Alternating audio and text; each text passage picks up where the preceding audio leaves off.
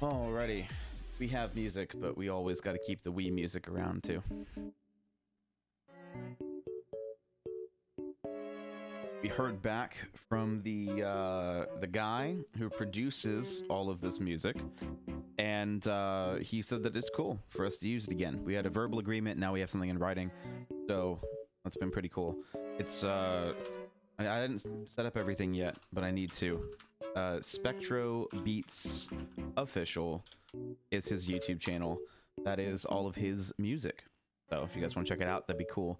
As well, some damn good jams that we have been rocking out with on the early streams in like March. We rocked out to that music for a little bit, and then took a little pause, and we're back on it. So we now have full permission to use any song on that channel. So if you find a song on that channel, you're like, man, this one's really cool. You know, I think this one's a banger. You can go ahead and link it to me in the Discord, and we can consider adding it into the track and doing all the things. But otherwise, we are gonna get going on this. I'm gonna down bits.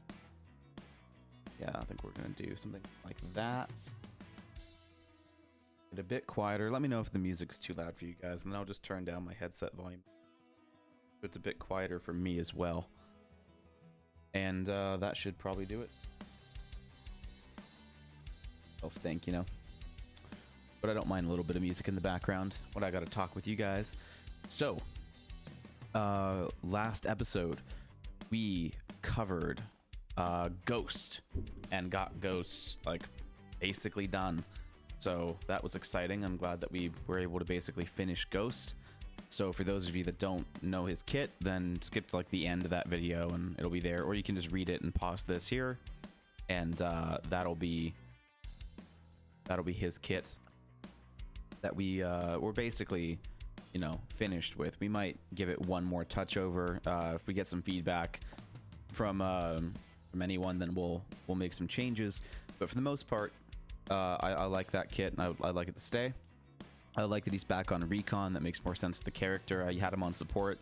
I had him on Recon, then I had him on support, then I now have him back on Recon in a way that will work out fantastic. The next thing is to finish rewriting Navarro and fixing her. So I do think I want it to be 1 damage per tick. I did have it at 2 damage per tick after I wrote 1 damage per tick, but that was a little... 1 damage per tick felt low, but I think realistically that's kind of the goal. So I think I'll leave it at 1 damage per tick, and the 25 damage over time is canceled. So basically they just take 1 damage per second from thermites, which is like nothing. So for the most part, you can ignore it for sure. Okay. And that's the 2 passives here is Kelvin and Fortified. Those are both her passives. And then I don't think she needs another passive, to be honest. I think that's probably fine. What I think she would be defensive as a legend type. So there's not much else I need to give her as defensive. There's not really like a tried and true defensive passive, and I don't think she needs any kind of inventory upgrade or anything like that. Just let her be a pretty standard legend with a pretty strong passive of not being affected by thermites. That's a pretty good passive. So I don't think she'll need more than that. The Floor's Lava is the name of the tactical, but that's a bad name. We got to make a new one. But yeah. Anyway, that's just like it helps with the concept. Navarro lays down a lava strip that produces molten metal that slowly spreads out. The lava lasts 20 seconds and does the same damage as thermite grenades, which, to add as a reminder, is 25 damage up front, and then 4 damage per second. And the 25 damage over time. It's not really up front. It's more. It is 25 over time. and then 4 damage per second. The strip is 1.2 meters long and 0.5 meters wide, and slowly spreads out at a rate of 0.2 meters per second in all directions until the 16-second timer runs out. Navarro can hold 2 strips with a cooldown of 35 seconds. The strip will damage all players, including yourself and other Navarros, and the Kelvin passive applies for all legends with it. So that would just mean that you will take 1 damage per second, and other Navarros will take 1 damage per second, but it's not like a free gimme, I can stand here all day. If she needs a buff, then absolutely we can do that. But I'm really more worried about the like the no effect of a thermite kind of thing. I still think thermite should do some damage, so I don't want to make the tactical like the same as a thermite and then not have it do any damage. So yeah, at full size the strip will reach 4.4 meters long and 3.7 meters wide. However, by then the strip will have cooled enough that it becomes solid metal and no longer lethal. By the halfway stage, the strip will be 2.8 meters long and 2.1 meters wide, which is a fairly good size of a pad. The easiest way to nerf this tactical is to reduce the spread out rate or to reduce the time it's active. So that's going to be the 2 main switches to flip on playtesting about what feels good, what feels bad. You can also mess around with the initial size as well. Maybe that we end up reducing the initial size and making it expand faster. That could be a thing as well.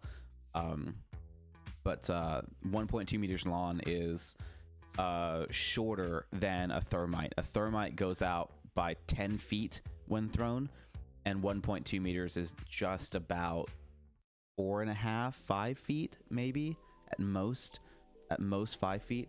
So it's about half the length of a thermite, and then about a character width wide. So it's roughly the size of a small player. Like it's probably going to be like about the same as like throwing Wraith on the ground and having her poke you with a knife. Like that's about the same size as this tactical at the beginning, and then it slowly spreads out to be a couple Gibraltars, and that's kind of the best way I can explain this. And so the ultimate is Project Vulcan. Oh, my coffee's in the way. Project Vulcan, where Navarro unholsters a flamethrower in 1.5 seconds. That's a little long. We'll put that down to 1.2 seconds. While in the flames, it does 6 to 8 damage every second and ignores armor, the same as caustic gas in my build. Navarro is unable to sprint or slide, and the flames extend 8 meters and cover a cone that reaches 2 meters in height, meaning the flames expand at a rate of 0.25 meters vertically for every 1 meter forward. The ultimate will last 30 seconds or until the fuel is expended, whichever comes first. The flamethrower can fire for 16 seconds, meaning that there's 16 units of fuel consumed at 1 unit per second. And it can be canceled at the cost of the entire ultimate. If not used, 75% charge is refunded. Cooldown of 3 minutes.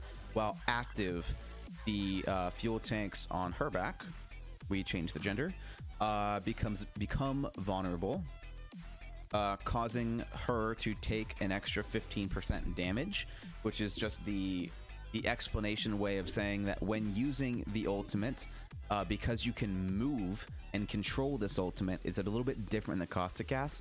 So I want to make sure that there's not this overwhelming sense of her just being better than caustic. So in order to make her not better than caustic for her ultimate, and how effective that trade-off will be, is that the tactical is far less spammable, far less dependable as defending an area.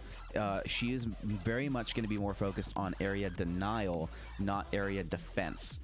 And that's kind of where I see her character going. That's why she can move with her ultimate. It's why she takes an extra 50% damage in her ultimate, because being caught in the open and pushing that fight and rushing a team with this ult needs to be costly, visually intrusive, which we have. The sound is going to be intrusive. Footsteps will be hard to hear. Players will be hard to see while firing for sure. The movement speed is going to be a huge thing. Like, you won't be able to look at your feet because of like the cloud of smoke from the cooling tank, so you won't be able to see if you're about to walk on a jump pad, all those kind of things. Like, it's going to be the kind of thing where you're gonna be more like holding a door and attempting to deny access than like, you know, using it to go around, but still allowing some movement, you know, because I do think a movement is going to be fun and cool with this ultimate, but there also needs to be some balancing for it allowing movement in the first place. So having a worse tactical than Caustic, and you know, because Caustic can have 3 stacks, and I think Caustic has a 23-second cooldown, not 35. So there's more that Caustic can throw out faster. And so given that these guys last 16 seconds with a 35-second cooldown, I don't have to do like the Caustic thing or like a limit of 6 kind of thing, because these aren't these are active the minute that they go down. So since there's a 16-second timer and a 35-second cooldown, you can only ever have like 2 out at the same time. So it won't matter if I like put limit of 3, limit of 4, because they're not a trigger trap, they're an instant trap. So it's gonna require a different playstyle than Caustic to play Navarro, but you get the benefit of a more controllable ultimate that's about the same as Caustic's in damage, but very different in use and very different in you know, that kind of cost benefit, where you very much are gonna have some level of risk using the flamethrower, because you have to be within 8 meters of that fight, versus the Caustic gas that you can just chuck and stay it from a range, or you know, that kind of thing. So Caustic, I think, inherently has more range potential than Navarro, which is going to help them stay that difference. But Navarro can also have more mobility and more control over exactly how and when that damage is being dealt, which for me, I think is just enough to make them both viable while having them do roughly the same thing with different style kits. And so you can get the extra layer of depth in, if this is maybe how someone is trying to play Caustic but can't, then this is the next best thing, because this is a kind of I'd say like a 40%, 30% you know, change of playstyle of Caustic to Navarro. So it's enough that there would definitely be some Caustic mains going from him to her, and I think that will be enough for sure. And if her pick rate is low and if her win rate is low, I really don't want to get too focused on buffing or nerfing.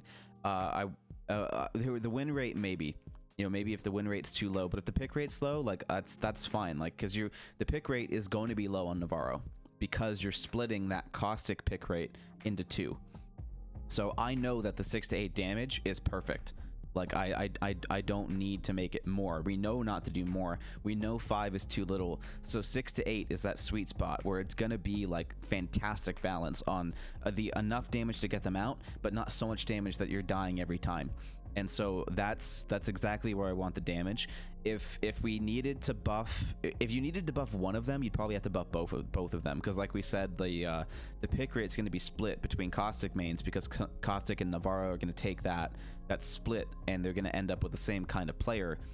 And you know, maybe we even skill some Gibby. Maybe some Gibby people might switch over too. But you know, ultimately, like I really don't see a high pick rate for her, but I also still think she's needed in the game. So as long as her win rate stays fairly high, then I really am not going to be too worried about, you know, buffing or nerfing Navarro. If I needed to buff Navarro, the very first thing that I would do is likely increase the spread rate on the tactical, and then the second thing that I would do is work on the ultimate's visibility. That would probably be the first thing. I don't want to immediately take away the extra 15%. That is something that I think is a key for balancing the movement and the push and how much people push with the flamethrower. So I don't think that's something that I would take away, but allowing the flames to not completely block vision and stuff like that, that would be the very first buff I make to Navarro, is allowing a more visibility to the kit, versus the you know, the basic kind of like the same issue with Sheila, where Sheila is like super good, amazing ultimate, but it's a very long wind up time, which is, you know, totally fair, and it is very visually obstructive. And so that is a huge buff to Sheila without even touching damages or wind-up times, is just removing the visual obstruction and just getting rid of all the damn tracers, and letting, you know, 1 in every 5 shots be the tracer, like a standard, you know, minigun is. Like, not every round is a tracer in miniguns, mainly because tracers are way more expensive, but also because you don't need them. You don't need them every shot. When something has a high enough rate of fire, you can put a tracer every 5, 10th, 20, you know, maybe not 10, maybe not 20th, but definitely between that, you know, that 5 to 10 range of shot per tracer, and you can still see exactly what you're doing. So that alone, I think, is already a buff that I made to Sheila in the first place. But if I needed to buff Navarro, which I really don't think I need to, I would need to work on the visibility in Ultimate and the spread rate of the strips. Those would be probably the first 2 buffs there. Maybe even allowing a 3rd strip. And if I needed a serious buff to Navarro, I would let the lava strips be a trigger trap like Caustic. And then that would put a limit on how many you could put out, and do like a max of 4, and then go back to, you know, 2 with a, you know, 35-second cooldown, trigger trap, max of 4. That's what I would do if I needed to seriously buff Navarro. I don't want to give too much power to the ultimate, because that is something that is almost immediately able to be broken. So that would be the very last thing. Like, if I really have to, if she's really struggling to win, like, you know, through massive playtesting and a couple months go by and we can't figure out why she's not doing well, then we'd look at the ultimate. But otherwise, I really don't want this to get too strong. But it is a cool idea, and it could work, and it is, I think, a usable and good alteration to Caustic. So I don't want to throw out the whole character, but I also can't have it I can't have it be OP. So there's that. Next we have Kristoff, Dexter, and Boomy, and these are the 3 of the weaker legends. These are the legends that need a lot more work, and Boomy is at the point where, after hearing feedback from the devs, I might just scrap Boomy altogether. I don't know if that's going to be the right move for her. And Kristoff needs a theme. He needs to get focused better. I'm not loving with what he's doing right now. And his ultimate, I had to half-ass a bit, and it's just not quite there. So we're gonna need to work on him.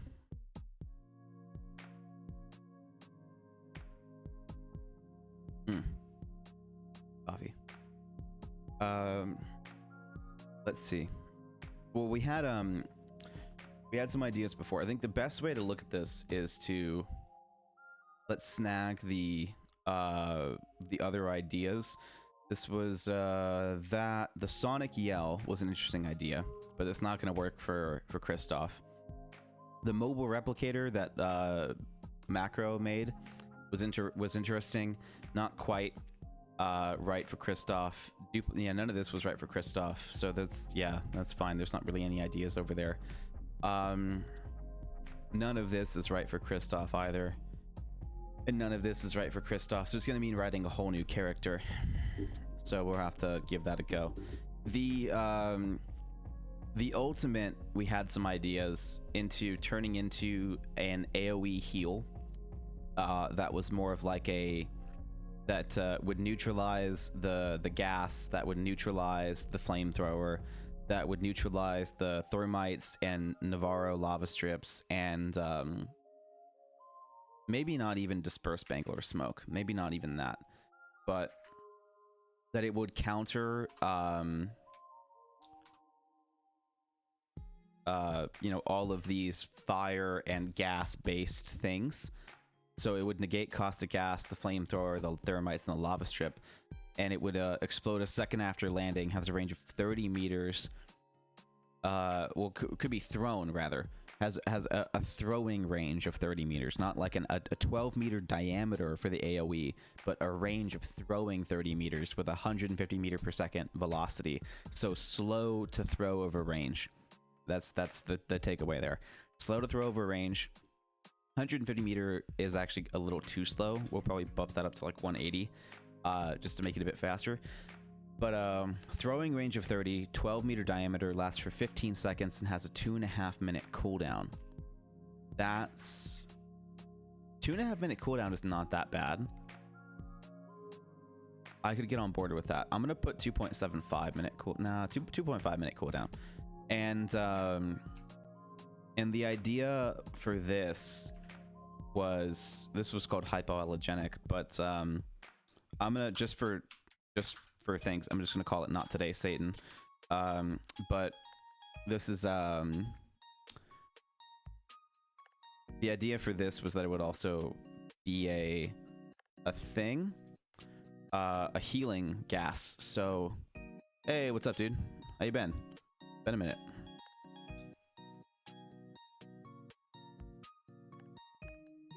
Haven't been on much. Been working on this. But to make this ultimate also an AoE heal.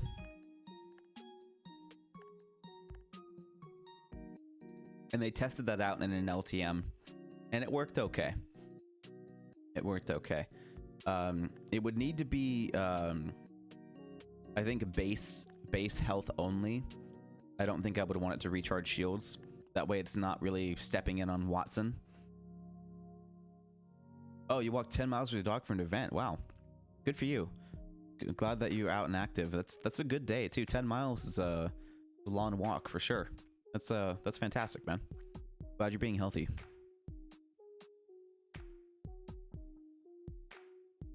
But yeah.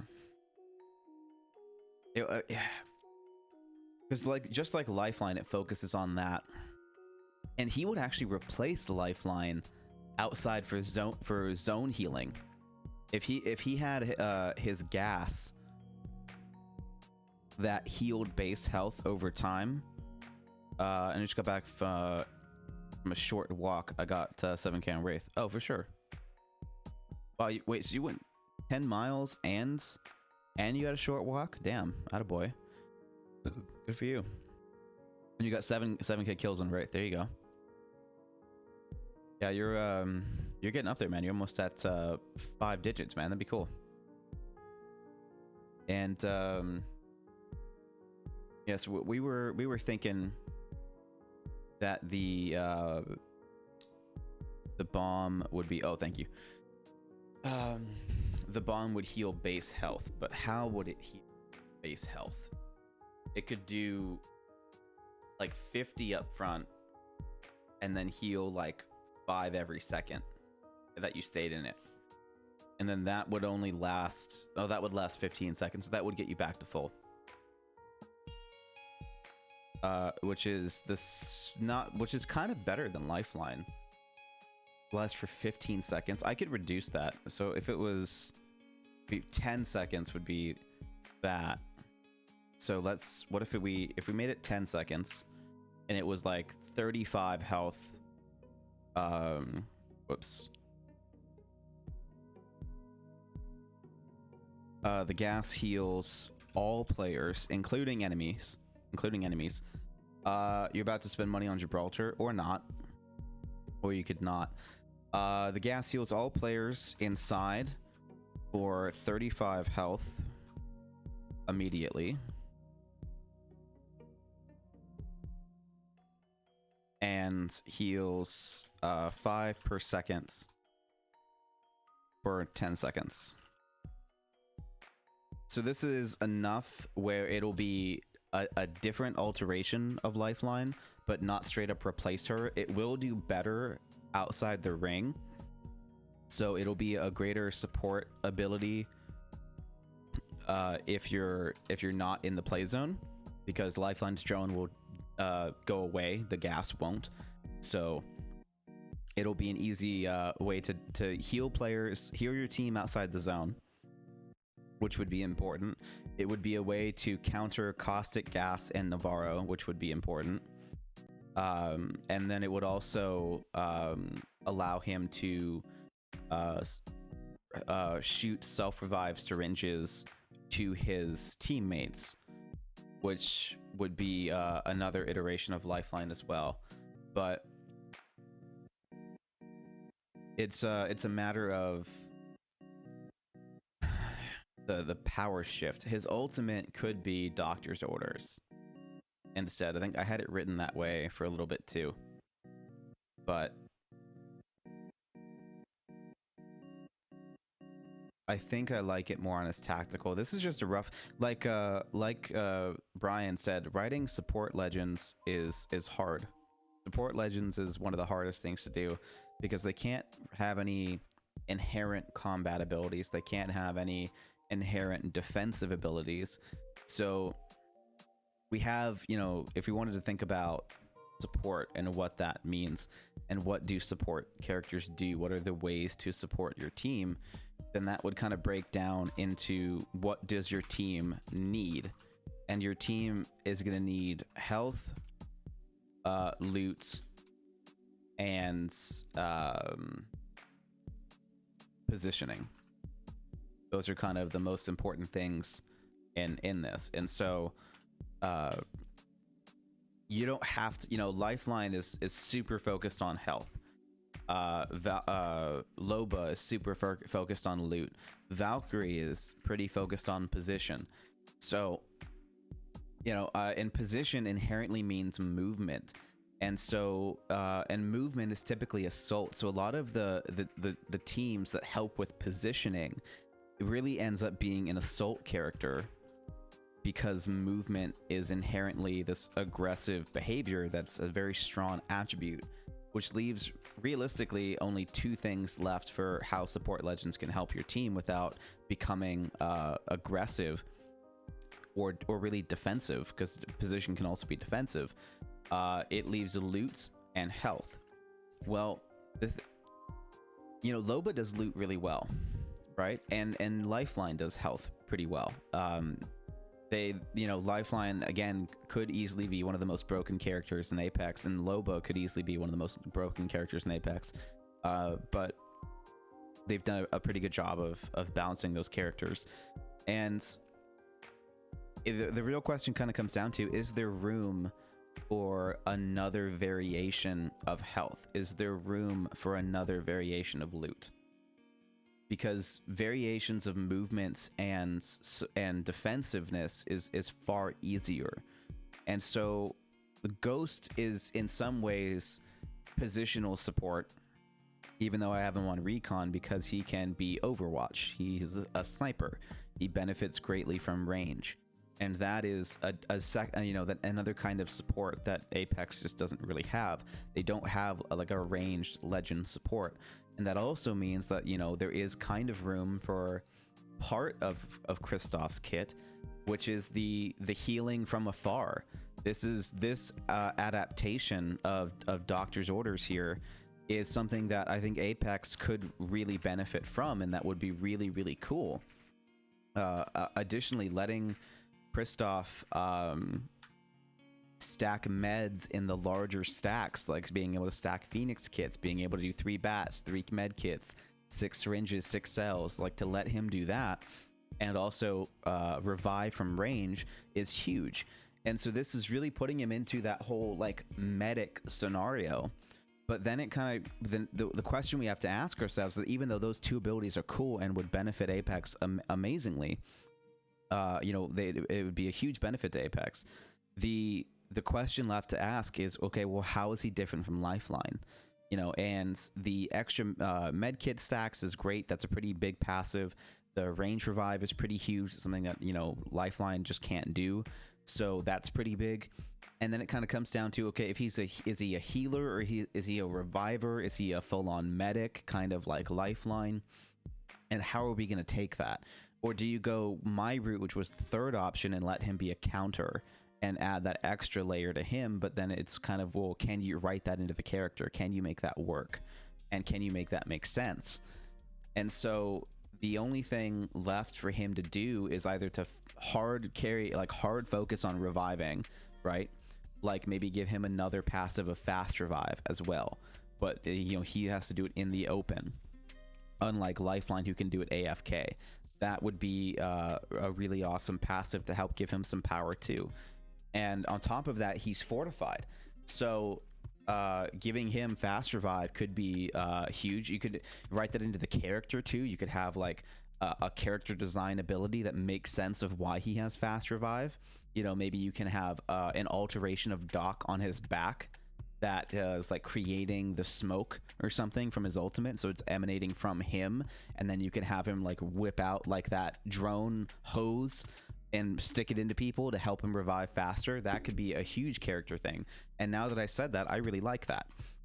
So I'm gonna give him fast revive as well, and so he can revive in, realistically, I don't know if 4.5 seconds is gonna be like, why is that not, it's spelled the exact same way,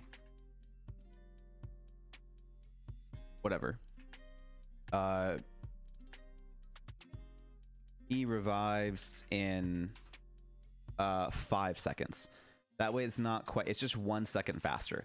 I think the whole 1.5 seconds faster for him specifically may not be great, so letting him revive just 1 second faster, that could be enough. That way he's a little bit slower than Lifeline, because putting him on the same speed as Lifeline may not be great. And that 0.5 second doesn't seem like a lot, but it will absolutely come down to the wire, where like one or the other. Plus he's removed from combat, so that's going to be a pretty big downside. With to let him have that kind of mix of faster than the standard 6-second revive, a little bit slower than Lifeline's drone, so that way it doesn't shift too much power away from Lifeline and keep her with a place in the game. And then it kind of comes down to, okay, if we're going to have him fast revive, that means he has some kind of healing tech on him in his character, which means that he could have an ultimate that now heals people because he has a drone or some kind of healing thing with him. So he could have a suit, or he could be a robot or something that has this inside of him, like a reverse caustic. And that could be an interesting character transition as well. And so do we then take his tactical for the long range revive, and then, you know, put that into the ultimate and let that be, you know, what he does as an ult? Or do we let him stay a counter to Caustic and Navarro, which I think I would prefer, but to have a tactical that counters Caustic and Navarro would be way too broken. So it would need to be an ultimate. And so this kind of comes down to, you know, him having this ultimate of this, you know, fire retardant neutralizing gas that would need to emanate from his character.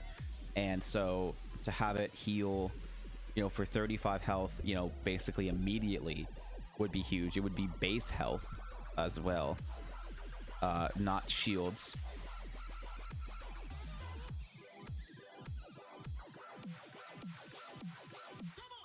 And then that, you know, 5 for 10 seconds, and then it would, instead of all of this, the 2.5 second cooldown would be 2.5 minute cooldown would be accurate, but it would be using the healing tech on his back. Well, it wouldn't really be on his back because the sniper's on his back. So using the healing tech in you know, on his person / in his suit, you know, whatever way that you want to take that character design, then he emits the gas in a maybe we'll make it a smaller range, like a 5-meter range. No, that's kind of small. It'll be like, you know, a 10-meter range. 10 meter, yeah, 10 meters, 10 meter diameter. 10 meter diameter. That's better. In a 10 meter diameter for 10 seconds. Yeah. That moves with him. So that would also be another stipulation of what's going to help him be different than Lifeline.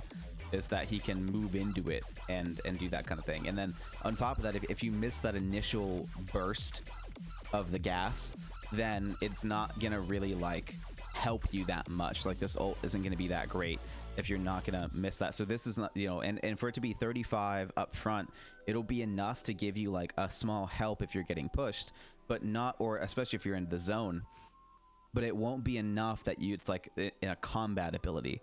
Like 35 health is not that much. Like it's 2 shots from a Spitfire and you're done. It's like 3 shots from an R301 and you're done. Like it's not buying you that much time, but letting it do 5 seconds for 5 health for 10 more seconds to get you basically back up to full, but not quite full. That's going to put you at 85 overall versus the 100 that Lifeline could potentially get you up to. Then it's allowing it to be a more defensive ability, because most of that health is going to be you know, not from this. And in fact, maybe we'll put it up to 12 seconds. 5 health per second for 12 seconds. So 60 off of this, and then 35 off of the ult. That way it's basically 100. I mean, should it be 100? It probably should be 100, honestly. Would it really even be that bad? Yeah, let's just make it 30 health immediately, and then we'll boost this up to like 6 base health per second, and then that'll make it 72 health off of the wave, and then 30 health up front, and so that'll help a little bit, and that'll be good. And has a 2.5 minute cooldown. Using the healing tech on his person / in his suit, he emits the gas, the HAS. He emits the gas in a 10-meter diameter that moves with him. I think that's going to be a pretty easy way to get him to do the thing, and then letting it neutralize Caustic and Navarro is pretty great too. And so 12 seconds is not long enough to completely screw over Navarro. She could still stay in ultimate for a little bit. It would basically completely screw over Caustic, because that would be, I think, longer than what his ult stands for. I think maybe not, but that is kind of the point of this. It's just one legend that counters him, and I think that's probably healthy for the game if it's just one person. And to let him have, you know, fast revive, bigger med stacks, but again, fortified, so he's way bigger of a target, and to let him revive from range to be a little bit different from Lifeline, I think this would be a pretty welcome change, and be essentially, I think, what people want Lifeline to be. I think that there's still a place for Lifeline in Apex, just not for what she is right now, and allowing a slight power shift or rework to Lifeline to make her more of the setup, you know, medic, the support, you know, like that kind of hybrid of like that dependable loot and healing medic, and then letting Christoph come in and be the or this could even be Forge, by the way, letting Christoph come in and be the you know, the med carrier, the fast reviver dependably without that cooldown, you know, because Lifeline's a 6-second cooldown, or 4.5 depending on if she has her drone, because I have that cooldown on her drone. So this is going to be that dependable like middle ground of like, you always have fast revive but you have no cover and you're massive, or and you can take, you know, a ranged approach to reviving that is going to happen immediately, like not cancelable, like a self revive you can't stop kind of thing. So very different from what Lifeline can do with the CQB healing. So it's going to be, you know, totally different story. And then the ultimate allowing you know, that kind of either opener into a Caustic fight or stopping a Caustic from, you know, ruining your team, while also dealing, you know, some overall healing as well. I think that's going to be a really interesting place for Christoph, and I don't hate the idea. I would need to playtest this for sure. I think it's enough to call Christoph complete. I think it's enough to move on and work on the weaker legends a bit more. I need to spend a lot of time on Boomy, but it would be nice to get feedback on Christoph. He's the one that I'm not as like, hey, this guy's badass and finished. Ghost, I'm really happy with. Navarro, I'm really happy with. Christoph, I feel like they need more. I'm not convinced that the kit is cohesive enough, and I'm not convinced that the kit is strong enough for it to be a thing, you know. So I'm open to a shift in power and all that kind of stuff. Like maybe I do need to make the ultimate, you know, the range revive, and maybe it's a quick ultimate and a long tactical. You know, maybe that's the thing. But I think the addition of fast revive is going to be huge. I really want someone to be able to stack meds in larger stacks. So to have it be a fortified character that can do that compared to Lifeline. You know, with Lifeline right now, you're like, where does she fit all this stuff in her design? Like, she doesn't have enough room on her to like be this like backpack carrier drone healer. Like, she already pulls the drone out of like nowhere, right? So I think she keeps it in her prison wallet. I'm not totally sure, but I'm pretty sure that the Lifeline drone is in her prison wallet. So we don't need more things coming out of her prison wallet. So that'll be, well, technically Lifeline would have 2 prison wallets, but anyway, we don't need to get into that. The point being is that I think Kristoff would need would need that, and I think the game would benefit from getting where I think where people want Lifeline to be, I think is just them kind of maybe more wanting Kristoff, and then moving into like letting Lifeline kind of go back to who she is and really focus on what she does and making her do that well, versus kind of making it this weird hybrid, even more of a hybrid than I would do of between like Loba and Lifeline. So anyway.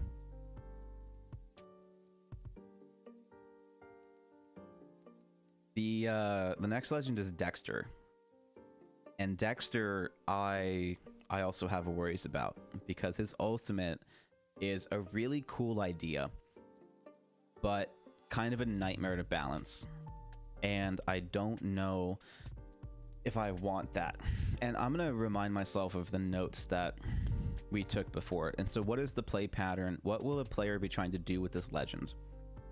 So what is the, just trying to run through Kristoff. What is the goal of Kristoff?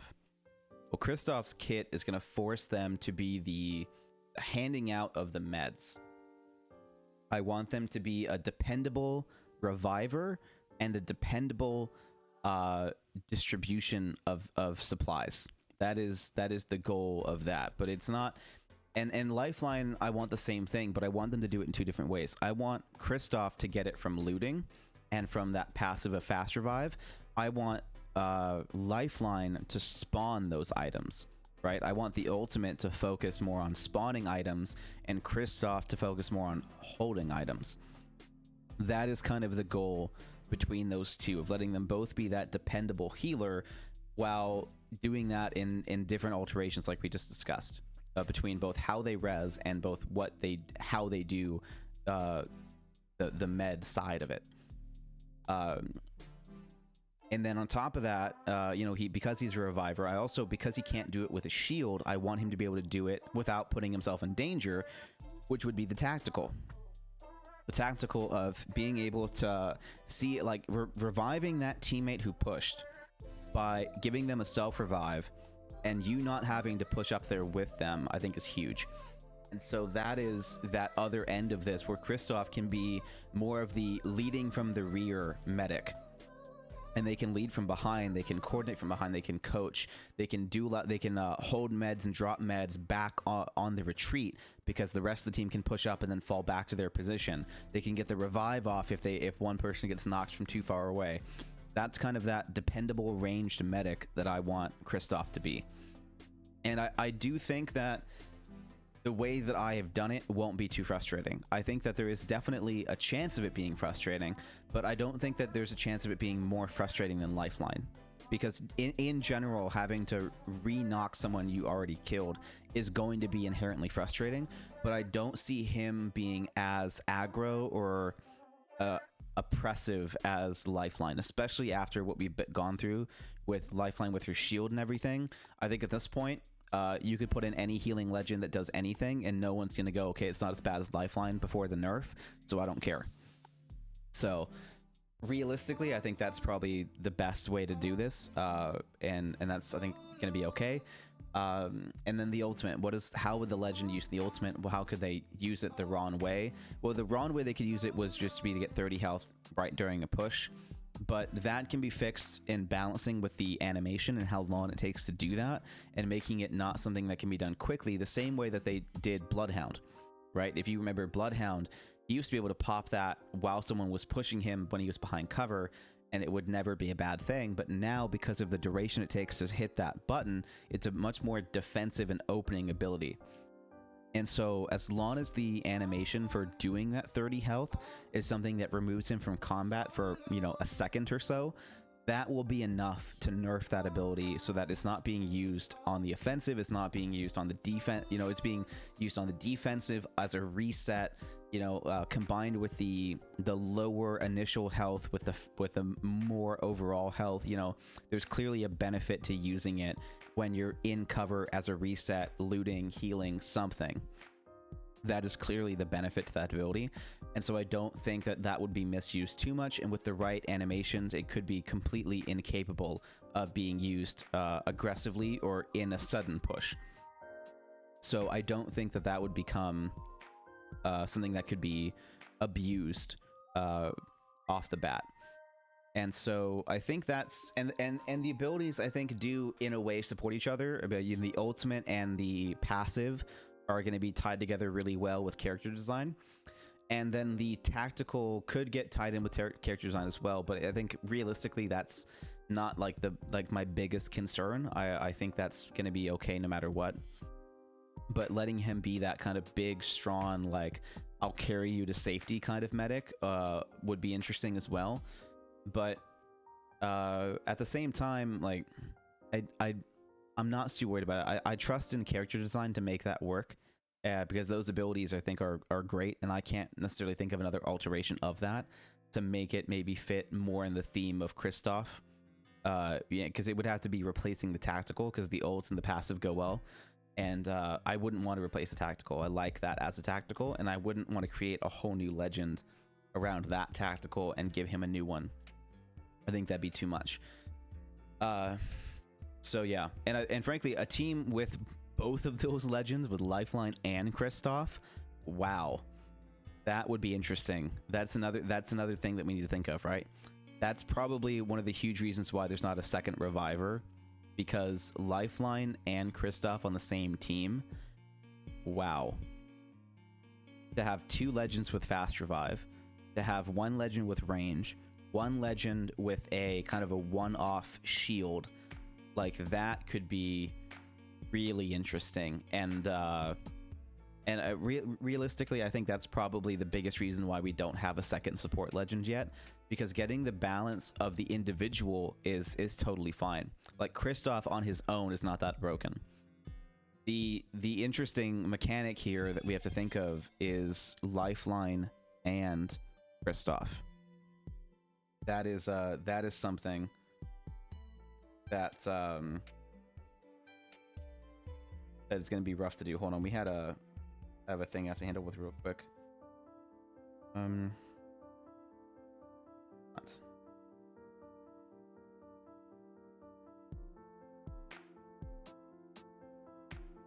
So, that's the harder balance, is that how do you balance Kristoff and Lifeline? And with my version of Lifeline, she has one res shield every 25 seconds, and then she has the standard revive after that. But the biggest annoyance that I could see would be Gibraltar, Kristoff, Lifeline. That would be incredible ranked squad. I take away Gibraltar's fast heal under the dome. That's not why I'm worried about it. I worry about Gibraltar being able to dome Kristoff, and then Kristoff being able to range revive Gibraltar, and then Lifeline being able to shield res the other two at least once in 25 seconds. And so against a team using nothing but range, they would be a very hard team to kill. Very hard team to kill. Against a team that's pushing close, they may not be that effective. And if you make Gibby use the dome to revive the Lifeline, then it would be a much easier push. So there is that. It's not like a guaranteed win by any means, but for people who want to use range, for people who are trying to stay back, or people that are getting, you know, distracted by another team trying to push in with them, you could have a team that is very capable of staying alive from third parties. Very capable. So that could be something that is a difficult thing to balance, because I would assume that the win rate of a legend like Kristoff and Lifeline, when paired together, skyrockets. It's either that or they haven't come up with a good enough idea yet, and I'd be surprised if after 2 years plus a year of working on it before, they hadn't come up with a support character that they like that also heals.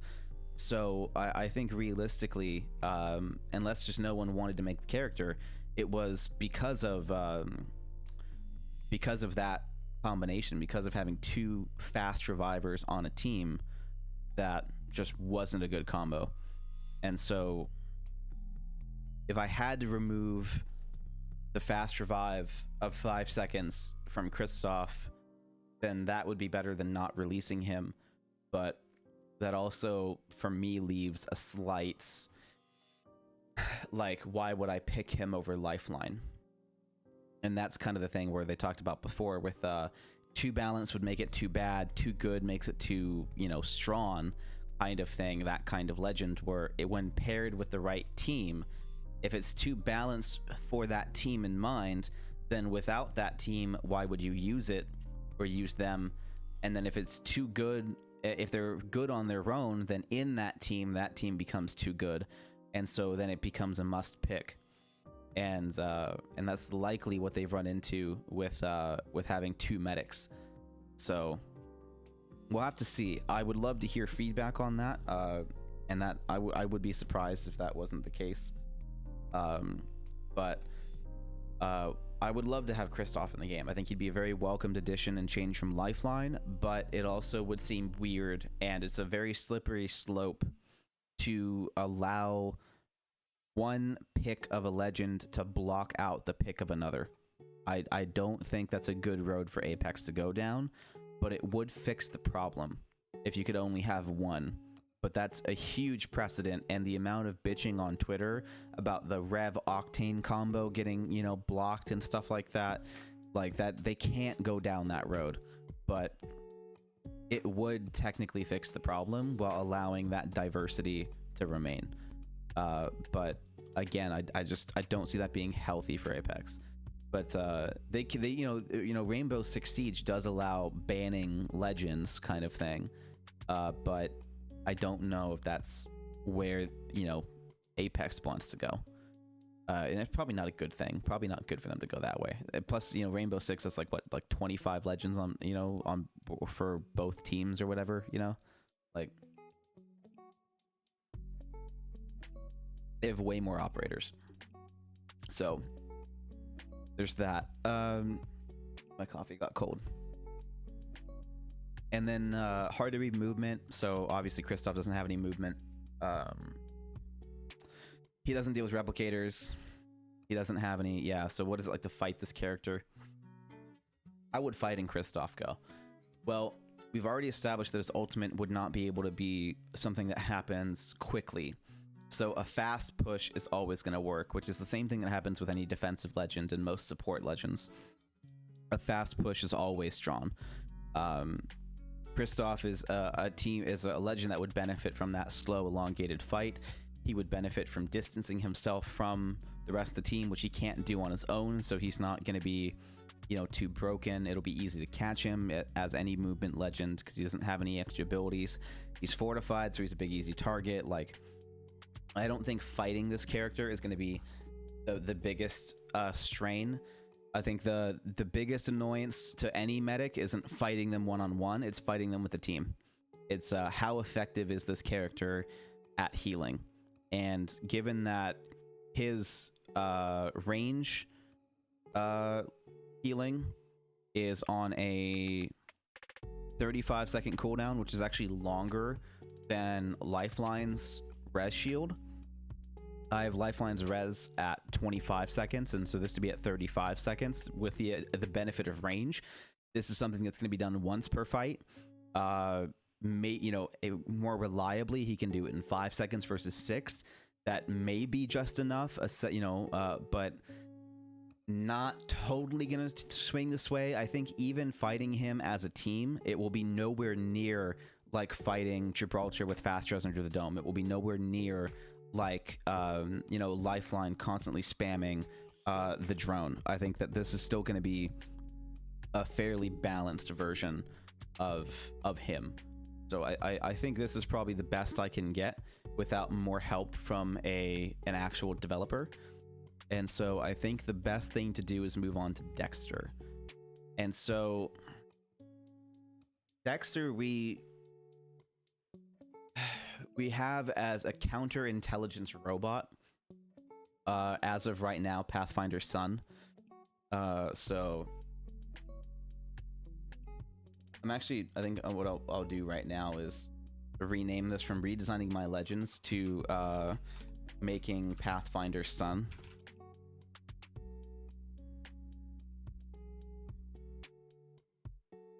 So we'll make that the name of the stream because now we're on Dexter. And Dexter originally started off as a Bloodhound counter. And so he uses like an not necessarily an anti-EMP, but just an anti-threat detection. Just a big-ish. It's a 4-meter diameter bubble. 8-meter diameter bubble. 4-meter radius. That's better. Well, 4-meter radius is huge. I don't know if I want an 8-meter bubble for DigiThreat. That's with let's change that. We'll make it a diameter of 6. Or rather, we'll just make it a radius of 2.5, which is less than 6, I know. But I think that's better.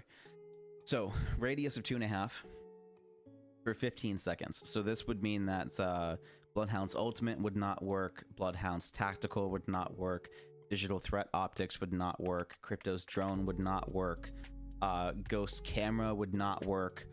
All of that would not work against Dexter if his team or he is within that bubble for that amount of time. So this is a huge counter for that. The EMP, will silence the ability for 8 seconds. So whether it's active or not, the EMP will just act like a Revenant counter and just make it, okay, 8 seconds, you can't use this kind of thing. And then the specifics, so anyone within the area of effect will be immune to digital threat detection. That's anyone. So if your teammate's using DigiThreat and you pop off this ult, then guess what? The enemy within the area within the sphere is not going to pop up either. It's a uniform thing. Assuming that it's easy to code that kind of stuff. If it isn't, then team only is fine. It won't ruin the legend by any means, but I would like it to be as a way to balance that it's just everyone. Yeah, so sights will not imply sights will simply not highlight enemies. Bloodhound and Crypto will get a visual detector that there's an error in scanning. Well, this is now Bloodhound, Crypto, and Ghost. Because Ghost now has cameras. That was not the case when we wrote this. So, and Ghost will get a visual indicator that there's an error in scanning. If Crypto is using his digital threat drone passive, then that will simply be deactivated with his drone, and his drone will remain out with no added benefit until the ability runs out. The same will happen when Bloodhound is in his ultimate, or with Ghost on the tablet, using his tablet. Yeah, and yeah, that. And so that's his tactical. It would be possible to make that his ultimate, because his ultimate right now is a giant thermal camera that is called in like a dropship, and I don't think that's the right direction to take it. It's an interesting ability. I think I balanced it as well as I could without playtesting, but I don't think this is where Apex wants the game to go. It could. it could be, but I don't think thermals are what they want to do. It's an interesting shift from digital threat, and I think if you were going to give any kind of gold sight to ARs, I would probably make it thermal. Or if thermal ended up being stronger than DigiThreat, then it would be that. But this is already kind of like their take on thermal. So it's kind of like, okay, well, like if this is a thing, then why do we have digital threat detection and all that? Like, I feel like it doesn't work with like the science and lore of Apex to go to something as like archaic, basically, as thermal. Plus, you know, some legends don't have heat signatures, you know, like the robots. So there's that.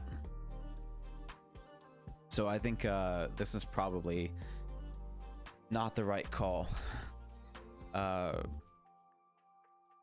if I was gonna make the digital threat his ultimate, then I need a new tactical. Because I don't know what we would do for the new skill. This is where it kind of fizzled out with why his ultimate is what it is because I kind of ran out of ideas. I couldn't quite think of another reason to have that go into that legend of the whole counterintelligence. And so his tactical, or rather that ability that we might make the ultimate, does a really good job of the counterintelligence part, where it's hiding off the map for, you know, that amount of time, for that 15 seconds. And you know, he wouldn't be able to show up on, he'd hide from Valkyrie, he'd hide, oh, that's another thing, I wrote this before Valkyrie. He'd have to hide from Valkyrie as well. So it would remove him from the HUD overlay of Valkyrie, which is pretty big. And so I think that's a really strong tactical. And I could make it his ultimate and have it last like way longer. I could make it 30 seconds with a, you know, 2-minute cooldown or 2.5-minute cooldown of them not showing up on DigiThreat or from a Valkyrie ult for that within that radius. But again, like, I think that radius is what makes or breaks it. So to make it like the same as Crypto's drone and like a big pulse like Crypto's drone, where in that 30-meter radius, you know, anyone in that radius would get the effect for the next 30 seconds. That could be a way to take it, to make it more like Crypto's EMP and have it be a blast emanating from his chest, just like the EMP, and have it be that, you know, 30-meter diameter and the like a 30 seconds timer. So that is something that if the team isn't that close together, it would work, because the way I designed the tactical right now is more of a like a fight thing, you know, more of a like, oh, this is about to happen, or this just happened in fight, so I'm gonna do this as a rebuttal. And so changing it from that reactionary to preemptive and making it an ultimate might be the better way to go. And then if we do that, then we fix the thermal camera issue, which is a pretty big issue. But then we still need another ability for a tactical. And what would Pathfinder's son, basically, which it wouldn't be Pathfinder's son because they've already made that character. That's likely the season 10 character, maybe even season 11 character. So it wouldn't be Pathfinder's son, but if I was going to have a counterintelligence, like espionage robot, then what would that be? And I like that he's recon. I like that we get the extra survey beacon ring. That's a really easy way to deal with that. But what was his tactical? We make the ultimate that with the chest pulse off the radar. Cool. Tactical. It can't be another grappling hook. Like, that's a really cool idea, and it's done well with Pathfinder. So it can't be another grappling hook. You know what we could make it is what Macro made Captain Falcon, and make it a ground punch, and have it be like him punching the ground to push people back and knock people like away or off their feet. But that's an inherently aggressive ability, and I don't think that's the right fit for the character, but it would fix the issue. It's not really the right fix for the character. And I also made him fortified, which I think is going to be a mistake. I don't think I'm going to make him fortified anymore. So we'll take off fortified. Or rather, I'll put a question mark. If they have an idea for making him thick, then we'll go with it. But if not, then no big deal. But practical. What tactical be?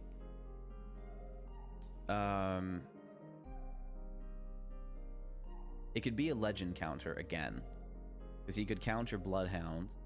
I could give him Boomy's ability of propulsion grenades that would let it dissipate Bangalore and caustic smoke and Navarro gas. The Navarro flamethrower. I could have that, because that is what Boomy does. I have Boomy shoot grenades. Well, not really shoot grenades, but throw grenades that are like little like propulsion bombs that just push people and push, you know, like gas and stuff. And so that could be that. His tactical could also be, instead of a way to, because I like that concept, but like what we talked about with the legend design, is that pushing things are a really good way to annoy people, which is one of the reasons why Horizon is Horizon, right?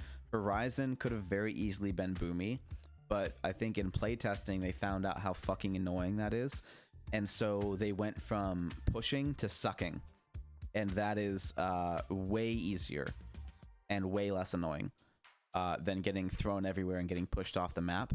So I think that's, generally speaking, where I kind of made probably the original concept for Horizon, and then through lots of playtesting, you know, well, not really the original concept, because Brian, I can already say that no, that was the original concept, but like the idea of having like that style of legend probably was just like, no, like this is better kind of thing, like Horizon's better. And better for game health, or at the very least, maybe just game developers knew off the bat that this was never an option, and so they just never went there. And that I think that's probably the more realistic of the two. But there probably was someone who was like, "What about a pushy legend?" And they're like, "No, like that's just not going to work." And I think they're right with that. Or a pushy legend became Octane, you know, that too. Yeah, that idea of like rocket jumping or grenade jumping, like that kind of thing, that was definitely kind of a more Octane thing. I mean, how that's his whole character backstory, was that he was like rocket jumping or grenade jumping, and then blew off his legs. So that's kind of, I guess maybe I made more of a prototype Octane than a prototype Horizon, but I think that style of legend has already been done super well, you know, in game. So I could give Dexter counter abilities like sucking up gases, but it would have to be like, no, like the thing is that if now he counters Bloodhound, and in a way Crypto, and in a way Ghost, if I have him counter too many more legends, he'll end up with as like a must pick. And I don't, in ranked, he'll already be a must pick, you know, because of how many people run Bloodhound in ranked. There will be tons of people running Dexter in ranked to get away from all the fucking Bloodhounds. So there's that. What I don't have it doing, by the way, is removing Bloodhound's passive. Bloodhound's passive of the footsteps is still a thing. So using your ultimate, or rather, I guess it would be now your ultimate, on Dexter would not hide the footsteps. It wouldn't get rid of the 60-second marker. Bloodhound could still find you. It's not like a straight counter.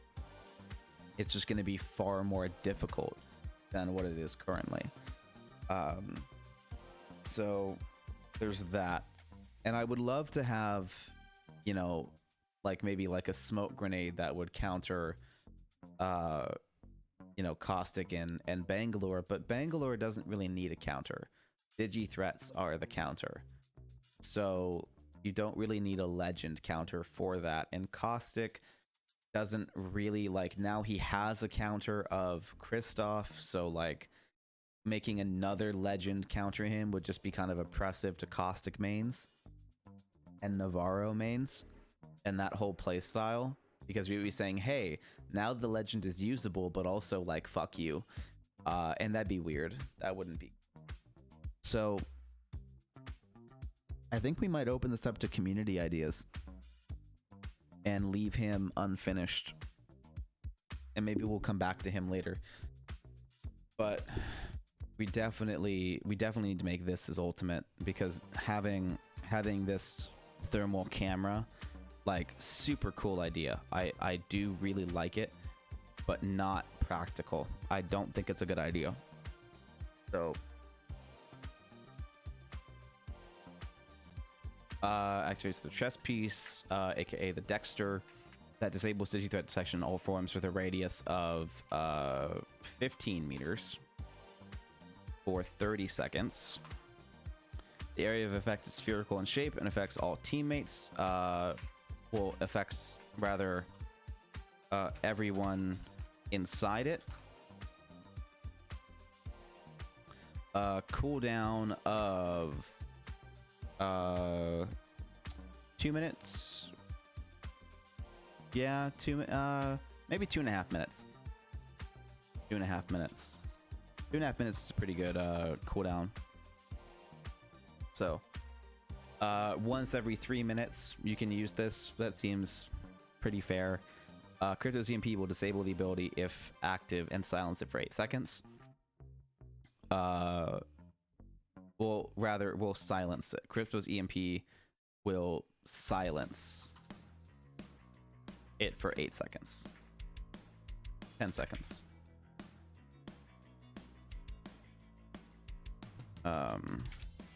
Active or not. Specifics. Anyone within the area of effect will be immune to digital threat detection of all forms. Sites will simply not highlight legends, but Crypto, Bloodhound, and Ghost will get a visual indicator. Bloodhound's Valkyrie. I'm never going to get used to spelling Valkyrie. Valkyrie and Ghost will get a visual indicator that there was an error in scanning. If Crypto is currently using his digital threat drone passive, then that will simply be deactivated and his drone will remain out with no added benefit until the ability runs out. The same will happen to Bloodhound when in his ultimate, or with Ghost using his tablet. Valkyrie will get an error message, but no one... but the players with the ability, rather, with protection,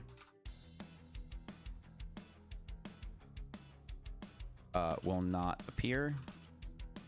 Other enemies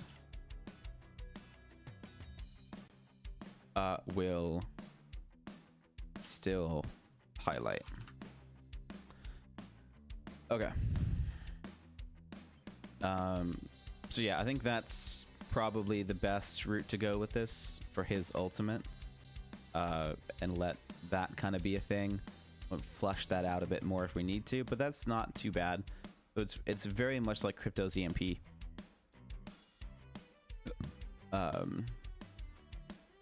And kind of borrowing from that mechanic, letting it be a hard counter to Bloodhound, for sure. And what do we got down here? Okay, a lot of nothing. Let's see. And then the tactical, we need something.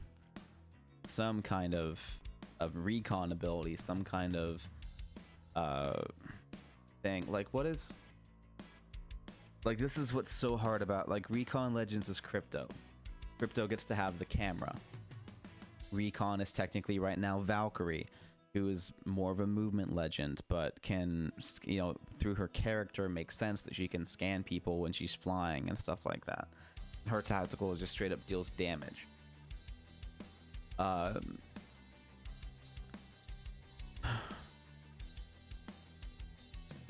What I could do is have the tactical be focused around the same chess piece, and I could let it overcharge and deal damage at the cost of ultimate percentage. Like, once you have like 30% ult, you can spend 30% ult to overclock or overcharge the chest piece and have it deal like a damaging EMP to break shields. But then that's super close to Crypto. And I don't want him to be dealing damage, because then he's like, okay, he's just replacing Crypto. But that would be an ability that would fix the issue.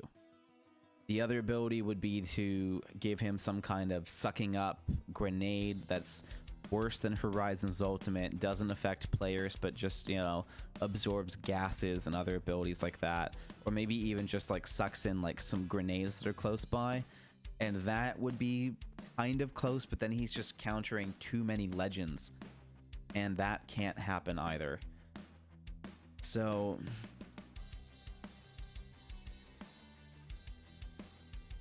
his tactical could be calling in a survey beacon. That could be his tactical. He could call in a survey beacon to his location. And that's an interesting mechanic, and it could be like a 50-second cooldown that has a 1 stack of him calling in a survey beacon.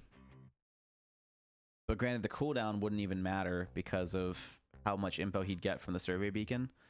So it could just be a tactical of him calling in a survey beacon. Well, the cooldown would matter in case you had to run away. In case it was in case you didn't get to actually scan it, the cooldown would then matter. But you could also go the route of him having so many charges to call in survey beacons, and then go from there. Or that could be his tactical. His tactical could be that you get like 3 charges to scan survey beacons that are already on the map, and then those charges would reveal the extra ring location. But then that wouldn't that'd be dumb. Then it would have to be like 1 or 2, maybe even just 1 charge. And then that'd be dumb, and it would defeat the point. That if we're balancing the passive, maybe, you know, then like maybe 1 time, but not before round 5, then you could get an extra ring location. But no, like that'd be like that's already fine. It's just, man,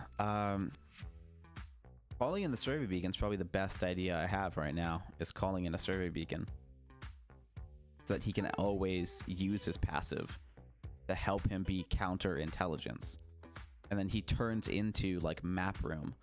Or maybe his tactical is, or his ultimate could be calling in an advanced survey beacon like map room, but then he's a little broken to be able, and that's getting into the same thermal camera route that we just went off of, where he would be able to know where enemy teams are.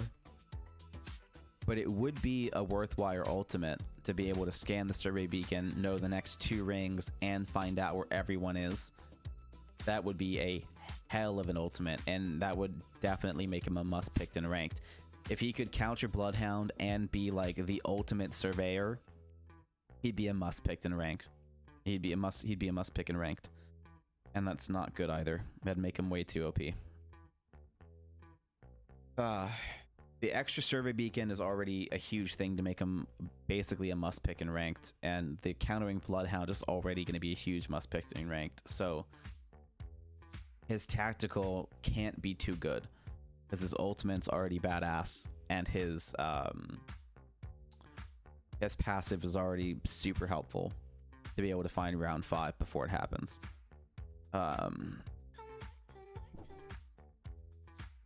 I just worry that I made him too good. Especially for the meta right now. With the meta as is, this is really good. And so with a shift in meta, he could be fine. But Dexter would need to be the last legend I add on my list to help shift the meta more. Because if I added him right now, he'd be the most broken character in the game.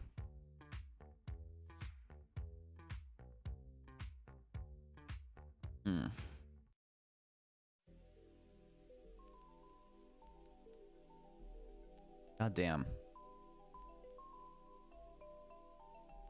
I think his tactical has to be calling in a survey beacon. Or plot twist, Dexter is a survey beacon. Fortified survey beacon in him. Carries a survey beacon. He is one with the beacons. I don't hate that. I don't hate that idea of it being a fortified reconnaissance robot that has a fucking survey beacon built in. Like, that could be cool. That could be really cool. And he could, like, pull himself in half, you know? Like, he could open up and, like, rip, like, half, like pull out his spine, basically, and put it on the ground in front of him, and then scan his spine of the survey beacon, and then put it back and, like, reattach himself around the survey beacon. Like, that'd be cool. That'd be really cool.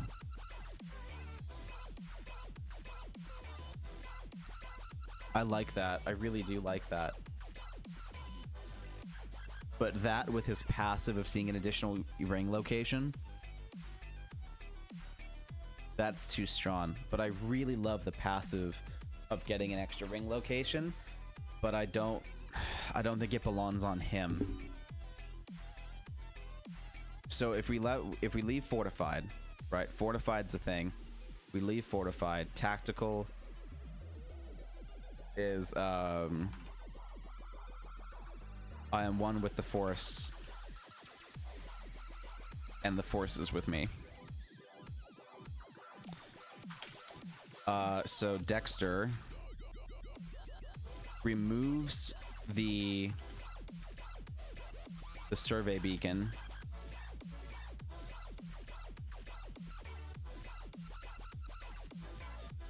from himself and scans it, revealing the next ring location.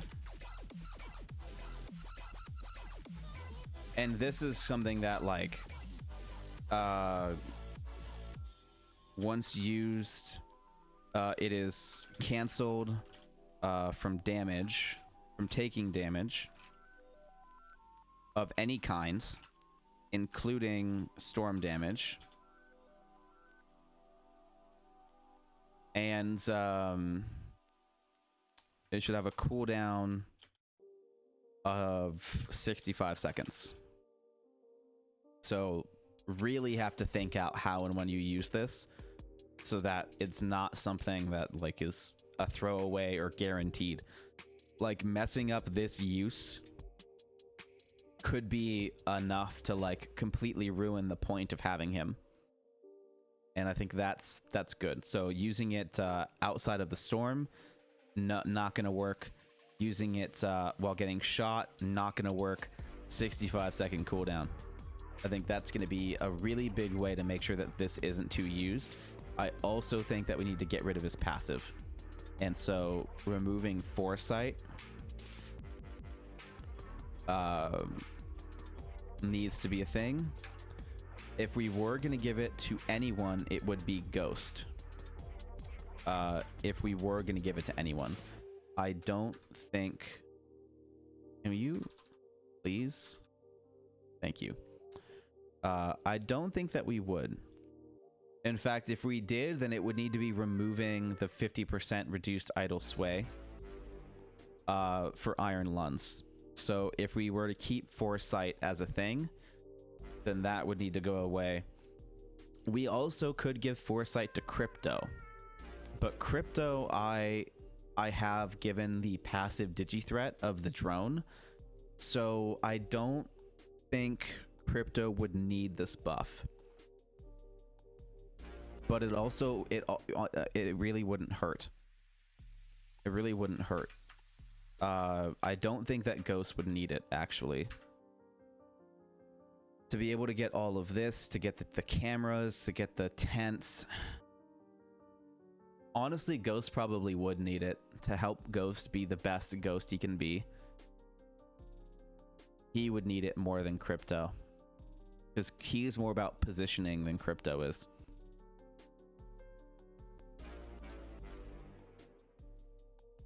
So that would be ideal. Yeah, I think I will give it to... I will give it to you. But I need to remove Iron Lunds, which isn't a bad thing.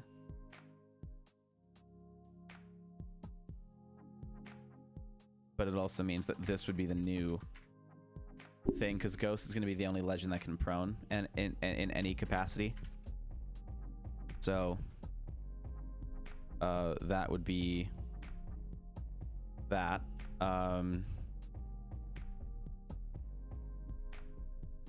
So goodbye Iron Lunds, Recon, and Foresight. So scanning the survey beacon gets an additional ring so that Ghost can be the best Ghost that Ghost can be. Then that would fix Dexter, but now we need a new passive because now we have Fortified and no other passive. So Dexter can have a survey beacon that he scans from his body. The ultimate is the chest piece kind of thing, or it could be his head. It could be his head. Or I mean, it could be. Yeah, that's how am I gonna get the survey beacon and the chest piece? Yeah, that's a rough character design. But I like the idea of him having a survey beacon inside him. That's really cool. But he also needs to be the counter. So it could be him just calling in a survey beacon. It could just be him calling in a survey beacon. That could be fine too.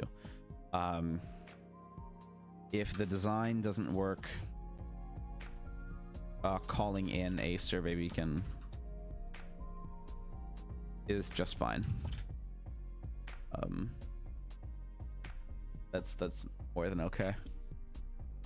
Passive. Fuck. What do we do with a passive? What would be a good passive? The Revenant passive is immediately what comes to mind for Stalker, but I don't want to hand that out like candy. I feel like I might have given it to someone else. I think I gave it to Pathfinder as well. So I don't think I want to give it to Dexter. Man. What am I going to make as his passive? Oh, his passive is Recon too. He has the Recon passive. So he's got Fortified and Recon. Obviously, he has to have Recon. So we can use actual survey beacons or the one that he called in. But what else? What else would his passive be? Would his passive be that he's immune to the EMP?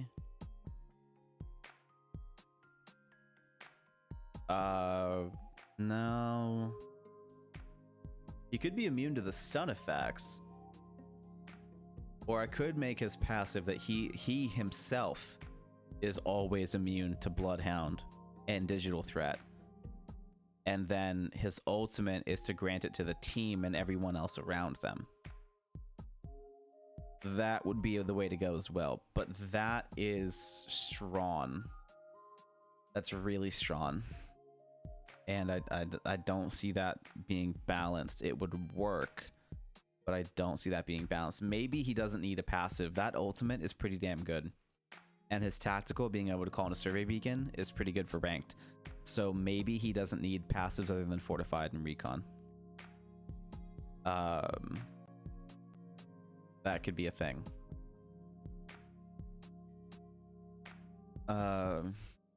Yeah. I think for now, not giving him any other passives. Because if you think, you could have it be an adaptation of Pathfinder's passive with the survey beacons, where scanning a survey beacon reduces the time on the ultimate to make his ultimate longer. Make it like a 4-minute cooldown kind of thing. Cooldown of 4 minutes. And then the passive is scanning a survey beacon. Would be I don't even know what the name of that is, but we'll call that fuck something. What would we call that? Efficiency.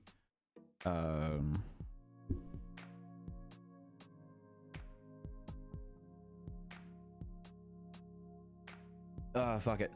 We'll just put it as an extension of Recon. Using a survey beacon reduces the remaining charge on his well, their, I don't know what gender or if they have one, charge on their ultimate by 50%.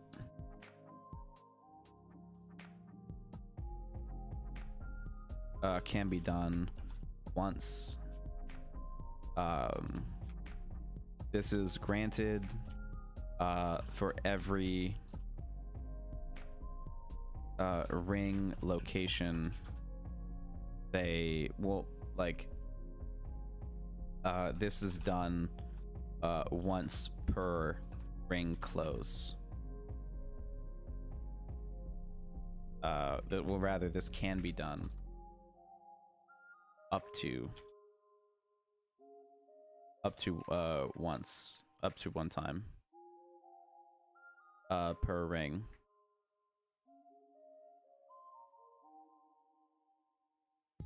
Per round. Yeah, so one time per round. So that way they can't just like scan a survey beacon twice, or scan the survey beacon and then call one of theirs in and scan that survey beacon, that kind of thing.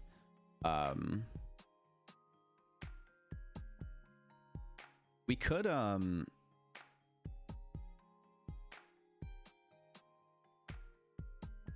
allow this survey beacon to show, like, be a special survey beacon that shows the next round, like Ghost's passive. That could be a thing if for some reason they need a buff. I don't think they would, but you get a 4-minute cooldown, and then to reduce it. Well, maybe instead of just reducing the remaining charge, it just reduces the cooldown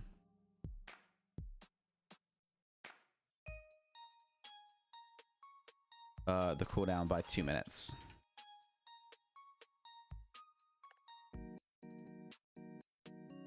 Yeah. So it'll just if they're not being a good teammate, then it won't matter. But if you make time to scan survey beacons and call it in or do his ability, then it will make this ability like way better. and more useful. But if you're not going to be a team player, if you're not good at being Dexter, then you're not gonna get the benefits of them. So I think that's probably fine. I think that's enough to move on. Propulsion grenades, just the whole kit of Boomy is just not there. You know, like the best versions of this are Horizon, Valkyrie, and Octane. Those are the three best versions. Having a legend that pushes things and players, Octane. Having a legend that has increased passive mobility, Valkyrie. Having a legend that has like a mass AoE like ability thing, Horizon. You know, like this is kind of like a mix of the three, and a mix of the three just sounds broken, you know? Like, not necessarily like Octane isn't really like in here per se, but you could grenade jump with her nades. It just wouldn't be super effective. It would not be nearly the same as a jump pad. Nowhere near a jump pad, but it's kind of like if you took Horizon and Valkyrie and then pushed them together. That's kind of what Boomy would be, and I don't think Apex needs that. I don't. She's a cool character, you know. Letting her have a passive double jump, letting her slide for an extra second, like that alone is strong as fuck. Then, you know, giving her like little like get the fuck away grenades, then giving her like a I said get the fuck away ultimate, you know, like that kind of thing. That's pretty cool, but I don't think that Boomy is right for Apex. We could realistically, I think I'm gonna scrap Boomy. I think I'm gonna put her in the archive over here. I'll let you guys kind of come see the other stuff that I've been working on the background with, and this is one of them. Tadashi, we could take a look at. Let's try to write up Tadashi. Yeah, those are all the other passives that we wrote that weren't too great. Yeah, we'll go ahead and do that. So we're gonna go ahead and replace Boomy with Tadashi. And so let's try to fix Tadashi. Maybe we get rid of Boomy and fix Tadashi. So we've got Pathfinder's Son, all good, super cool. Kristoff, I feel like Kristoff needs a new name. I like Kristoff as a name, but I wouldn't be opposed to having him have like a legend name. This may be his actual name, but giving him like a better name. It's like a name. Like, and Tadashi too. Like, Tadashi's a cool name, but maybe it's not like a legend's name. Maybe it's not what Apex wants to name him, but it's, you know, it's what I would name him. The passive is that he uses his katana to block the damage rather, from Revenant's tactical, Fuse's tactical, Bangalore's tactical, frag grenades, and his passive will not cancel the ability, but it will block the 10 damage, and that he still keeps one hand on his guns to keep shooting. I give him Stalker for wall climbing and crouch speed. His tactical I have as using his katana to deal a melee strike with a single use of 30 seconds. This is why I left out Tadashi, because this is not great. It fits the character, but I don't know about that one, you know. Like, that's again like what Brian was talking about. The things that infuriate players the most is getting punched out in an FPS. So this is likely not the best route. Knives Out, Tadashi gains 20% movement speed for 20 seconds. This is similar to Bloodhound's ultimate, in that Tadashi has 6 throwing knives that do 25 damage each, with a very slow muzzle velocity, 15 meters in a straight line before they go for drop, with a max range of 30 in a straight line. So pretty far range. I would say let's cut that down to 8 and 16, or even just 15. 30 damage if they land a headshot. We'll put that down to 20 damage per body, and can be used by pressing the tactical button to arm and releasing to throw. Weapon swapping will cancel the ability, and the knives will take 230 milliseconds to arm when pressing the tactical button and will throw immediately on release. Cooldown of 3 minutes. Yeah. Yeah, this is why Tadashi was benched. It's a really cool idea, but I don't think it's right for Apex. You know? It's not bad. It's pretty balanced. It's not the worst, right? Short range, fast, used up close, you know, that kind of thing. Really, like, not the worst, but like, what would it be like to fight this legend? Tadashi pops his ult, sprints after you, catches up to you, and throws 6 knives in your back to kill you. Like, oh fuck, that'd be annoying as shit, dude. So yeah, I just don't see Tadashi working out. At least not in that capacity, right? Like, this just wouldn't work in that capacity. If I was going to keep Tadashi, if I was going to have a Katana legend, they can't be melee focused. But if they're not melee focused, then you have Crypto, right? Because Crypto's heirloom could very easily be a Katana, and it'd be dope as fuck. Everyone would love it. And you're there, you know, no big deal. And that way you can have that kind of legend. Frankly, I mean, I know people would think using his drone as the heirloom would be dope too, but like giving him a sword would be badass as well. And I think that alone would up the pick rate for Crypto. Giving him a katana, giving him any kind of sword would be a huge way to up his pick rate. But having an edged weapon specialist inherently means a melee focused legend, and that's just not what you want in Apex. So I don't think there is a version of that, because if you were to do a version of that, you end up with a recon character, or you end up with an assault character, right? Like, I could give Tadashi the tactical that I gave Ghost of putting up the quick low health walls. I could give him that tactical, right? I could give him fuck that ability. Where is it? I wrote that somewhere, didn't I? Did I save it anywhere? Oh, okay. Well, fuck me. I don't think I saved it anywhere. Is it not in the archive? Why would I not put that in the archive? That'd be really dumb to put that in the archive. Not put it in the archive. Yep, I didn't put it in the archive. I put this in the archive of using the goggles on his head, but I didn't put that in the archive. What was the holy hand grenade? Oh, a threat-seeking grenade. Yeah, that was funny. Ignores armor, does 50 damage. Holy hand grenade of Antioch. That's a Monty Python joke. Energized pillars like Watson that counter death protection. Yeah. That's immune to the darkness and cannot be silenced. That was kind of a cool thing too. And then Friend or Foe uses a modified P2020 that fires meds with one mag and poison with the other, using select fire to toggle between which magazine is loaded. Meds will heal the base health of any legend, and poison will damage the base health of any legend. That was based off another game that a friend of mine played that I don't remember. This is all LTMs. So there's that. Okay, fun. So I didn't fucking save the tactical that I gave Ghost. Of course I didn't. That would be too easy, wouldn't it? If I could just copy paste what I want the goddamn ability to be, that'd be too damn easy. We wouldn't want that. So this would be, we'll just call this bitchy thought. There we go.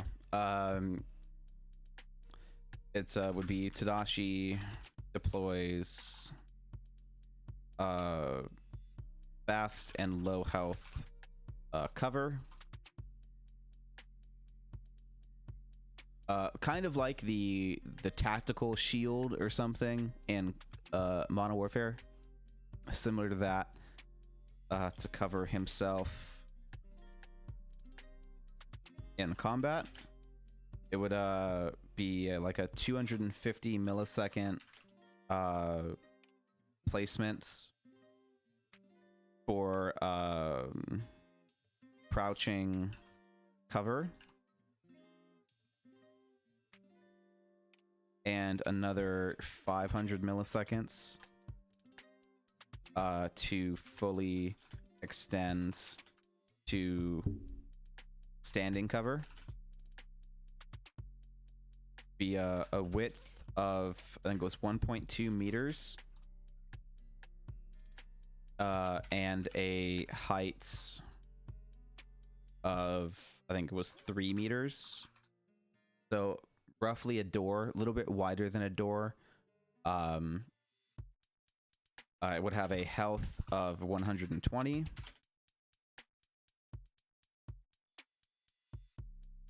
And would have a cooldown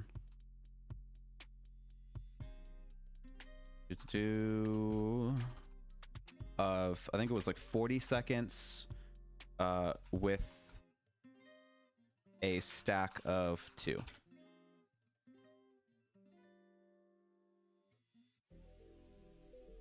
I think that's what the ability was. That was his tactical. That's bitch you thought.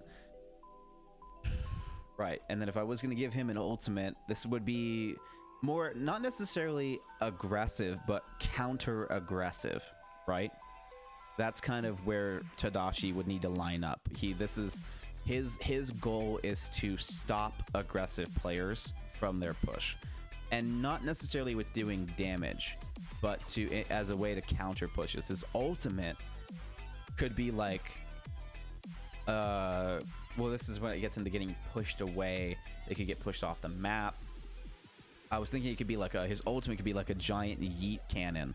Like if you thought of like Fuse's ultimate as like a cannon and not like a ring of fire. Like he just pulls out this big mortar and it's just like airwave, like airbend kind of thing. And that could work. His ultimate could be like some kind of water-based thing. That, you know, maybe like shoved people away. Like maybe he has like a really like OP squirt gun and it just like shoves people away. But like I don't know about that either. It's but the giving him the cover thing, giving him the katana, you know, give him a cool heirloom, he'd be, you know, easy to, you know, do that kind of stuff with. I could give him fast heal. Right, I could give him fast heal, but that would be like really fucking weird.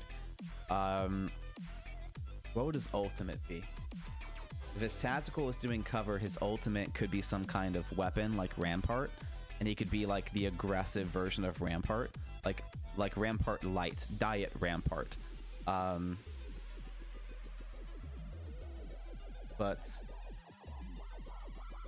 what would that be? Like, would his... I could give him the A10 as his ultimate, but that's like an actual like pickup gun that I want in the game. So I don't really want to give him that as his ultimate, but that would be a weapon I already balanced. But that's supposed to be a light ammo LMG. And he wouldn't be the SMG type. He'd be the LMG type. He'd be more like the SMG type, the AR type. You know, that kind of thing. He wouldn't want an LMG. So his passive... I wouldn't want to go full Rampart with it, but what would his ultimate... God, what would his ultimate be?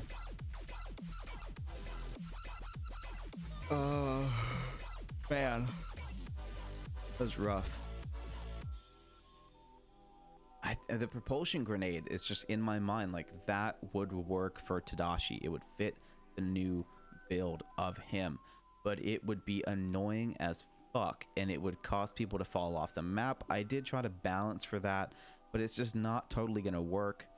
And I like the bitch you thought thing, that's fine. The passive of not taking like impact damage from grenades and things up close like that, that seems like it'd be cool. Giving him the ability to wall climb and crouch faster is going to keep him aggressive and agile around that cover he deploys. So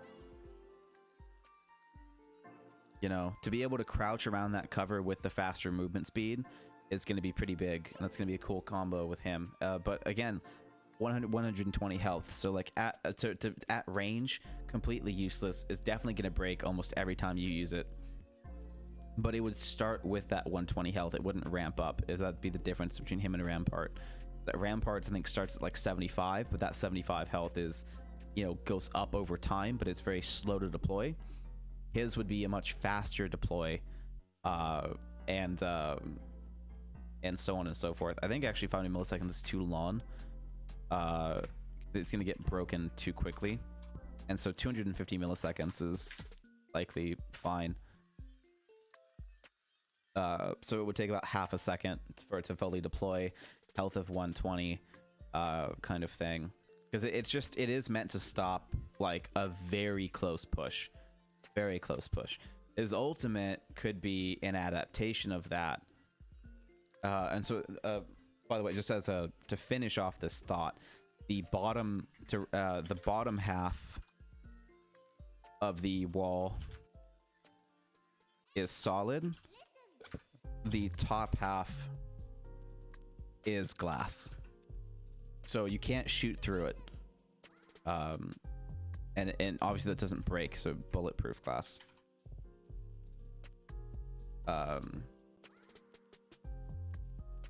And so that would be the thing, so that you can see what he's doing, and it's not this like visually obstructive, like weird thing that you're always guessing what's going to happen. Like very clear as day, like you can see everything that's going on, just like a Rampart shield.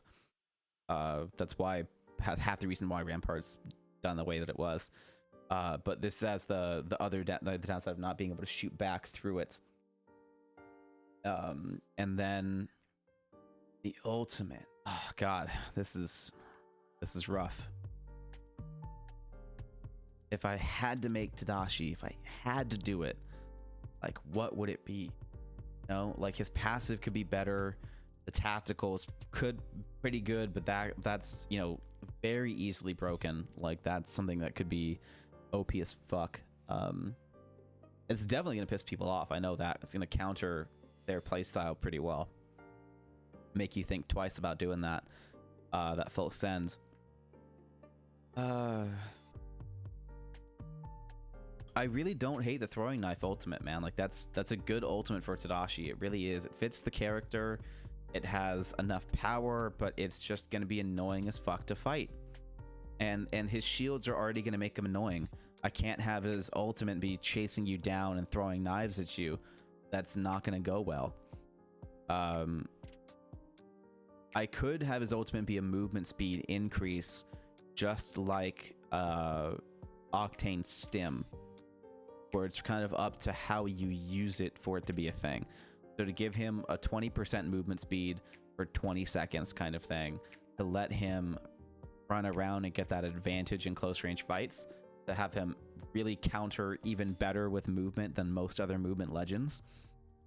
Especially with the wall climbing, that's I think faster and higher, the extra crouch walking speed, like that all around would make him very strong, without having to do too much at all to the character, and it would leave a lot of it up to how well that player is with movements, and that would be more the skill ceiling for the character than that. But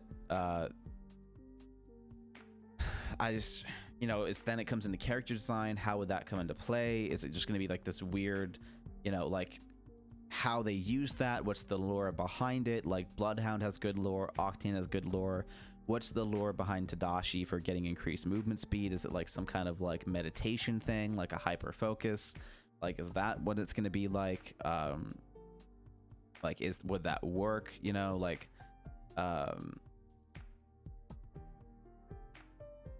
there's a lot of open-endedness for that kind of design that makes it arguably harder to write, to make it all work. Then of course there's that 50 cal wingman design that I had before, but that doesn't fit with the legend design. So I think Tadashi needs more, and I don't think I have the energy to do that right now.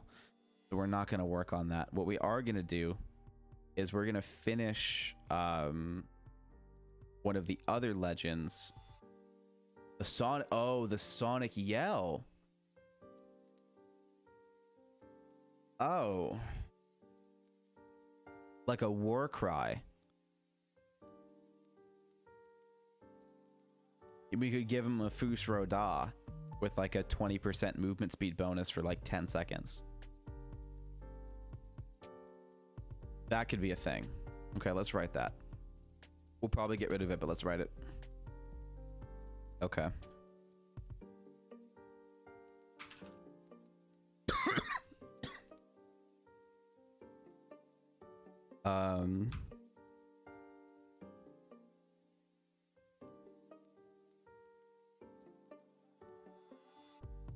Oh, you know what?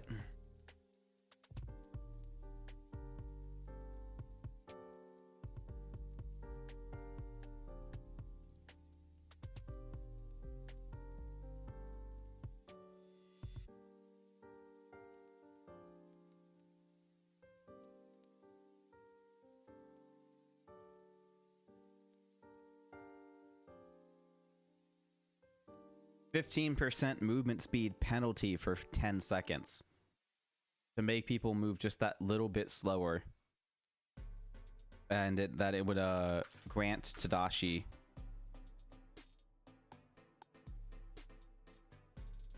a 10% movement speed increase for 10 seconds. The yell, or rather the war cry, has a range of 25 meters and is, let's say, 5 meters wide at its at 25 meters.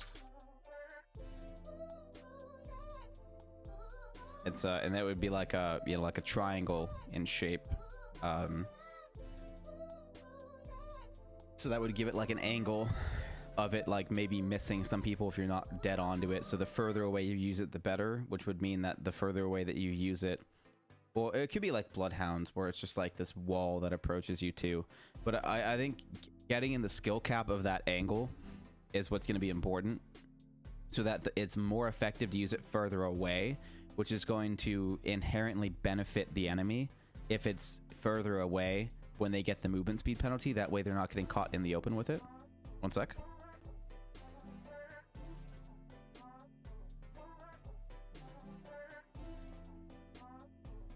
So there's that.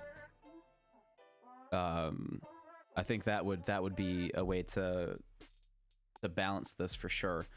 But the war cry would be interesting. I could make the ultimate the cover and the tactical the war cry, but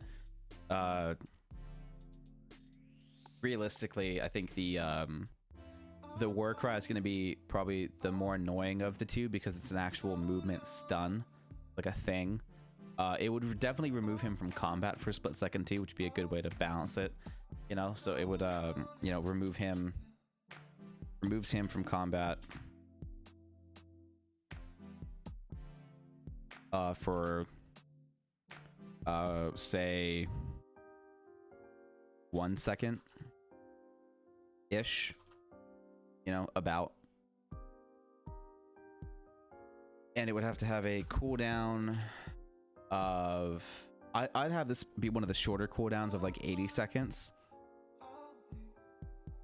because this is something that should definitely be a once per fight kind of thing, but also because it's only a 10-second ability, and it would let another legend have that fast, like basically always have it ultimate, for something that isn't the worst, and something that you could honestly pop just for the 10% movement speed for yourself.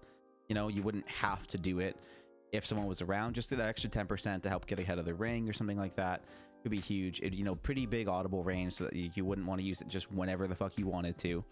But to make it so that it's getting the most use when it's against an enemy, and maybe I'll put that down to 10% subtraction. So 10% for them, 10% for you, total about the same as if you gave Tadashi 20% overall, but it's a bit more reasonable, and it will make it be more of a combat use versus just I'm going to run around the map use. And that if you're not getting the enemy in that way, in that wake, that it's not going to make him just like super overpowered. You know, because just getting to get the extra 20% movement speed just fucking cuz, that would be kind of weird and broken. But getting him that net 20% advantage while making it only 10% on each side, I think is going to be a good way to balance that ability overall. So giving him that kind of war cry vibe and having it be that kind of like soldier who isn't afraid of the push but is ready for it kind of thing. And so this would be, you know, again, like this would be a way to counter people that are really pushing you. Like if you see someone jump padding on you, war cry them, put down a fucking shield, and you're let's go. Like, bitch, you thought. Like, I'll fucking take you on kind of thing. And that's what I think where I would want Tadashi to come in.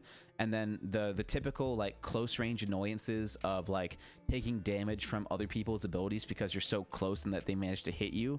So to take that away as his passive, I think would be huge. Giving him better wall climbing would be huge as well. So to let him thrive a little bit more in the like close quarter, like building close quarter fighting, instead of that like in the open, or you know, that kind of like closing distance close quarter fighting, I think would be something that Apex doesn't have and would be a welcomed addition. And I think you definitely see some Rampart mains switching over to Tadashi and going like, man, this is an interesting kind of cool thing, and going from there. And so I think that's probably the best I could do with Tadashi. I think this definitely needs some more community feedback and some more effort and work. And, you know, I think with Respawn's help, this could become a really cool legend. And hell, maybe they probably have something already in the books like this when they were coming up with Rampart. So that'd be kind of cool. But maybe, you know, I'm sure that they have help or things that came up in playtesting doing this kind of thing, or maybe they just never tried it because they didn't want it. So there's that too. But I think having this version of Rampart would be really cool as well, to having the more assault version of Rampart. And then this would allow Rampart to have a better place in the meta, and also allow maybe some buffs on that end as well to help make up for that fact. But also like the fact that it blocks all damage is already pretty strong if it's like been put up. So like I think I buffed Rampart the way that I see fit. But anyway, so there's that. We're gonna take a look at the legend that Macro designed, by the way. That's gonna be the last thing we do today, because Macro made a legend that was more of like the crafting legend, and that was not the worst thing.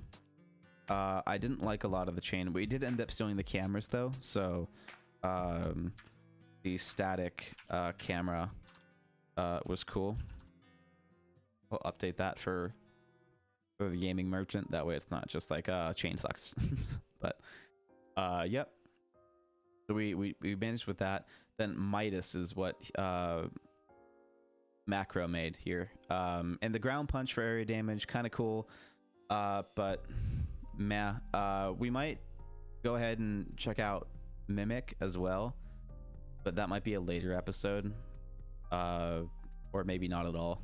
Sorry, Boom, but meh, you know, interesting concept, but didn't really get blown away by it. And honestly, it just seems like a lot of work. First and foremost, that seems like a lot of work to get Mimic up and running and in a good state. So there's that.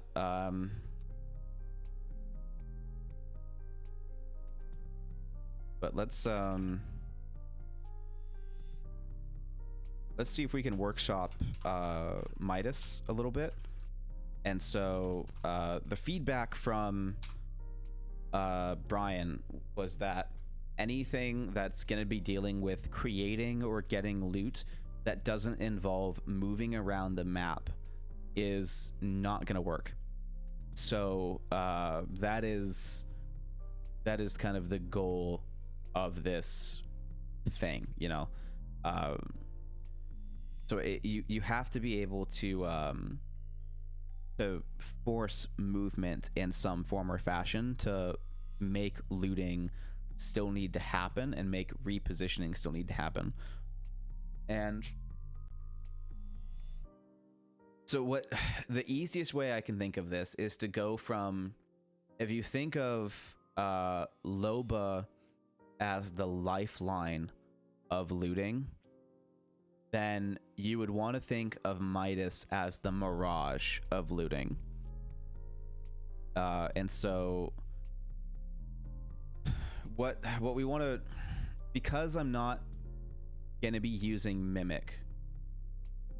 Mimic had a passive called Duplicate, or really an ability called Duplicate that fits within Mimic for sure. But this ability is like the best thing about Mimic and easier to implement. And so giving that to Midas is fantastic. And so that is what I would like to see, is so to let Midas create a copy of an item, but not a weapon. So this could be really it would be create a copy of a weapon attachment.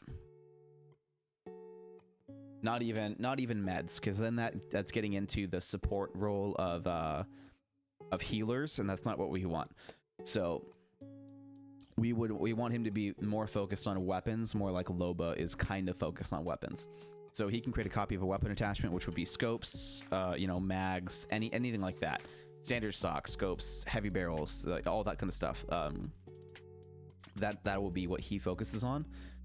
The passive is, see, now the thing about the replicator is that I take out a lot of things from the replicator, and so his passive is going to be a mix of the current replicator and extra things. So his passive is going to be involving crafting materials, but his ultimate is going to have its own economy.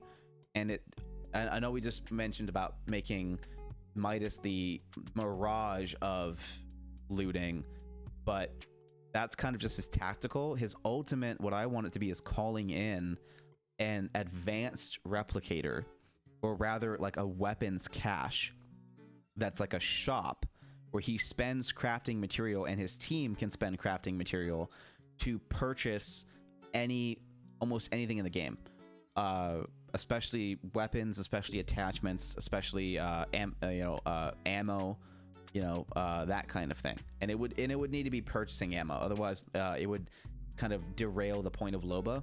So Loba would be free unlimited ammo, and then Midas would need to be, controlled but cheap ammo kind of thing, because you're spawning the ammo, you're not having to find it, which would be the benefit and the trade-off of Loba versus Midas. So his passive is going to be involving crafting materials, because there's going to be an unlimited amount of interactions with his ultimate, but it's going to cost you money. So you can either, getting crafting materials is going to have to count on doing certain things. And so the first passive is going to be what I would call maybe God, not gambling man, probably stacked odds is probably what I would call it, where he when using crafting pylons, he receives double the amount.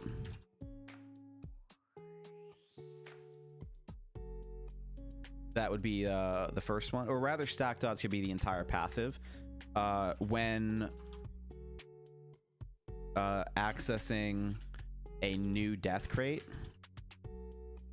he gets 15 materials. Yeah, he gets 15 materials for, so just for opening a death crate, whether he got the kill or not, just opening a death crate will get him 15 materials.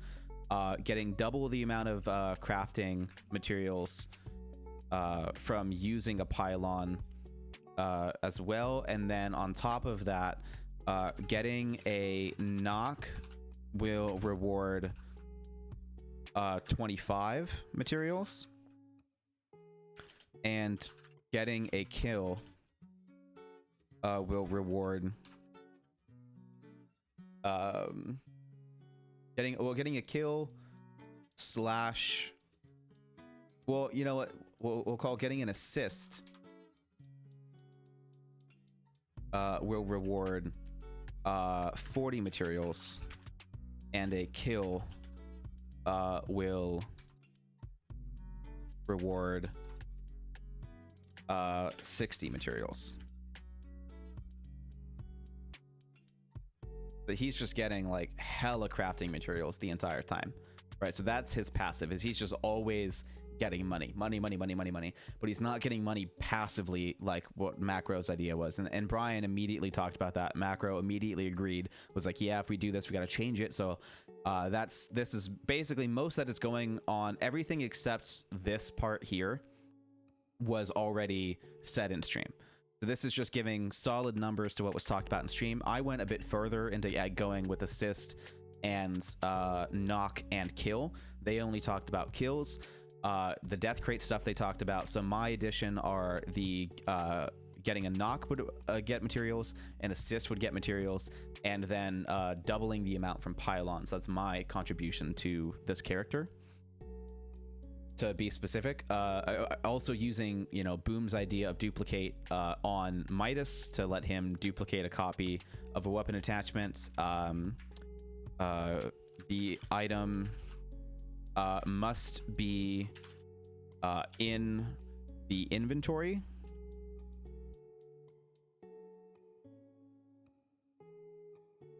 To get duplicated.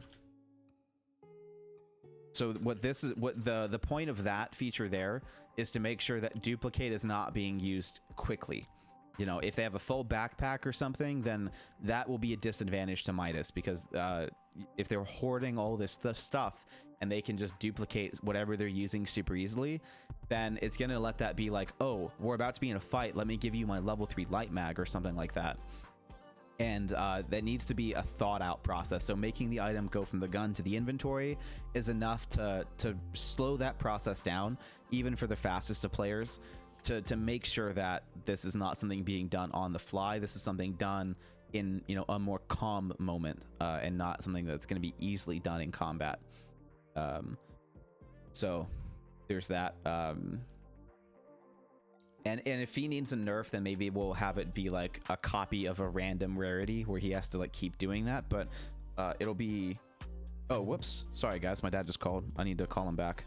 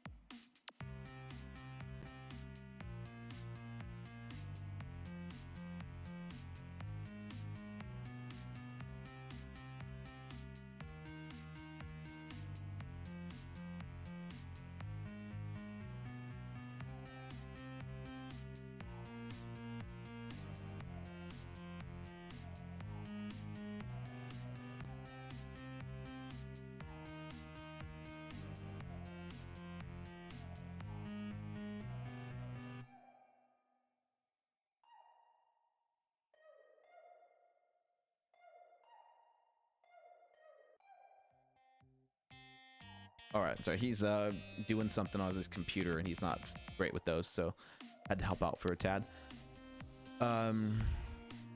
Anyway, so we're getting into fixing Midas, and getting Midas up and running. So duplicate, this is a pretty strong tactical. Obviously, this is going to be pretty great. We'll have a fairly long cooldown because you're creating an item, so you don't want this to be too broken. And we want most of his power to be around his ultimate. So the passive of moving around the map, doing things in game to reward the fact that he is participating. And that is a way to help he and his team gain more loot and an advantage. And so we'll probably give the duplicate, I'd say like a 50-second cooldown.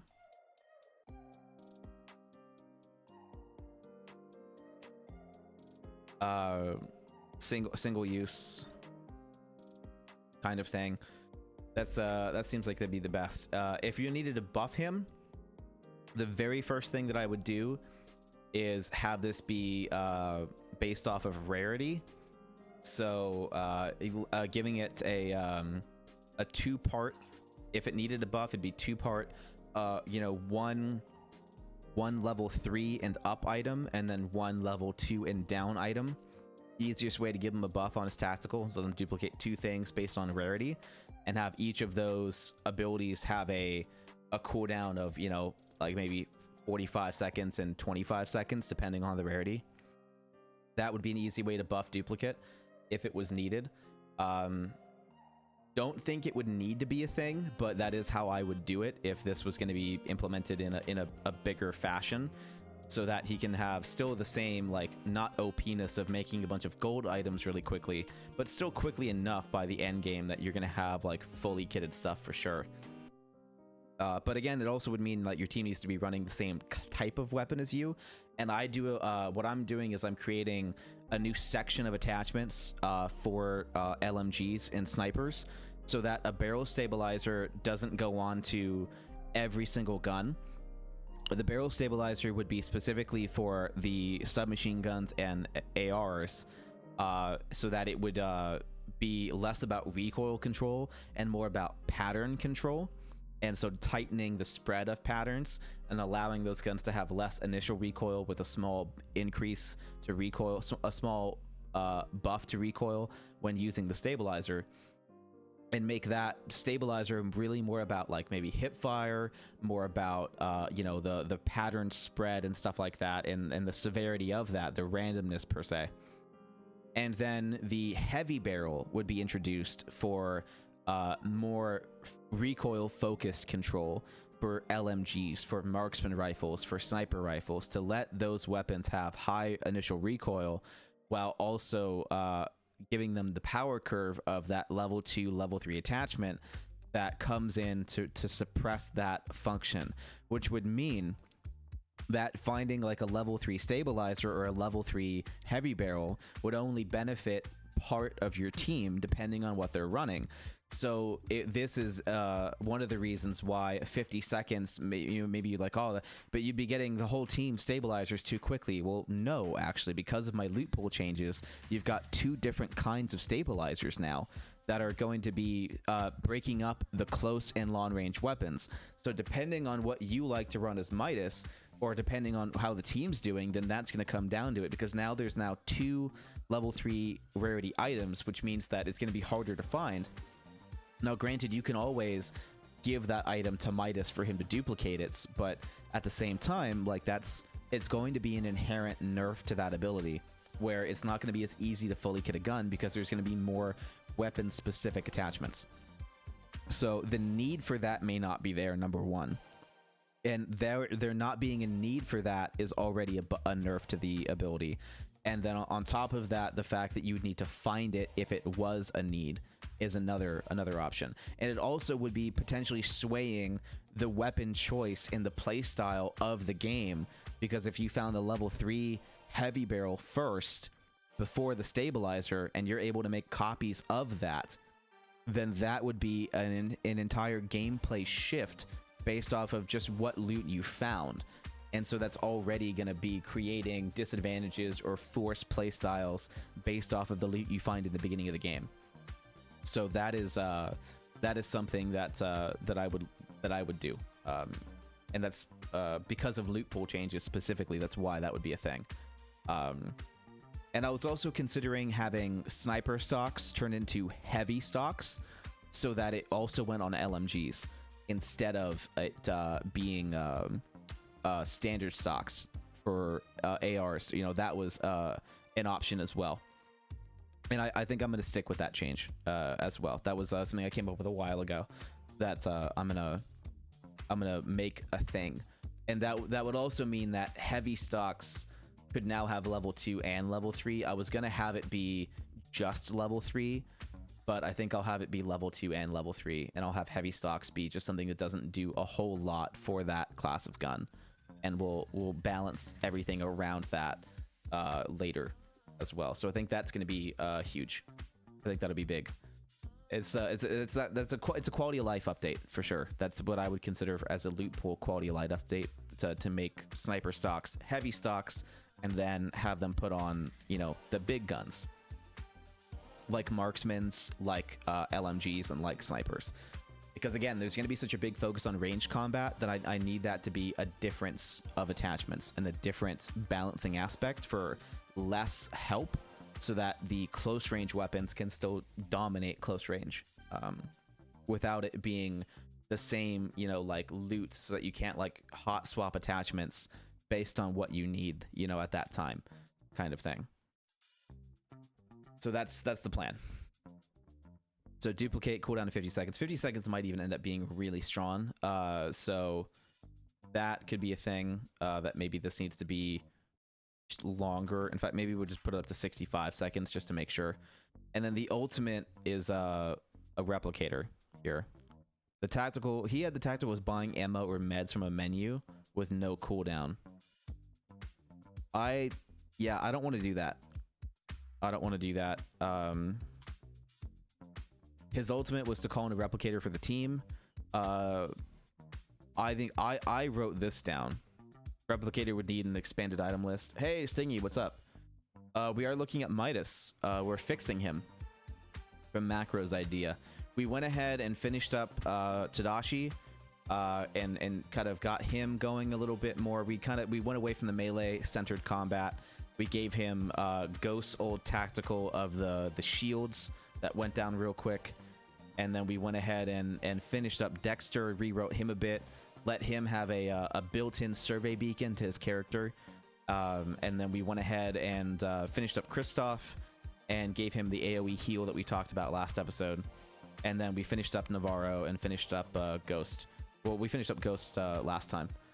So yeah, that's what we did today. So Midas, we're taking a look at. We're giving him an altered passive of what they came up with on stream. So crafting pylons now give Midas double. When accessing a death crate, he gets 15. When getting a knock, he gets 25. An assist, he'll get 40, and a kill will net 60. So that is how he gets crafting materials. Duplicate would create a copy of the weapon attachment, and it has to be a weapon attachment. The item must be in the inventory to duplicate, to make sure it's not a quickly done ability. Cooldown to 65 seconds, single stack. Duplicate was actually on Mimic, if you remember that from Boom's thing. This was something that was on Boom's character, but I think it works better on Midas. And then we're going to be creating an entire economy for the Midas ultimate. So we're getting rid of the passive, we're getting rid of the tactical, and the mobile replicator was a note that I made about the character. And so the ultimate was that he calls in a replicator, and so whoops. So obviously Loba's, oh my god, what happened? Oh, this is the wrong one. Oh, thank god. That scared the shit out of me. Fuck. He also needs a bit more team support because right now he's kind of selfish. Yes. So the duplicate is already team support, right? Because that can be any item in his inventory he can copy that's a weapon attachment.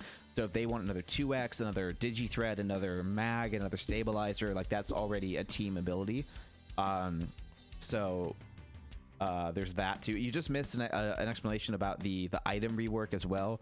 You know, making snipers and LMGs and marksmans share stocks, and having snipers, LMGs, and marksmen share barrel mods. So creating a new category for long range and short range. That way, it's not so ubiquitous. So there's that too. The ultimate. We need a name for this. So obviously Lobas is the black market. So unfortunately, that's a really good name for buying items.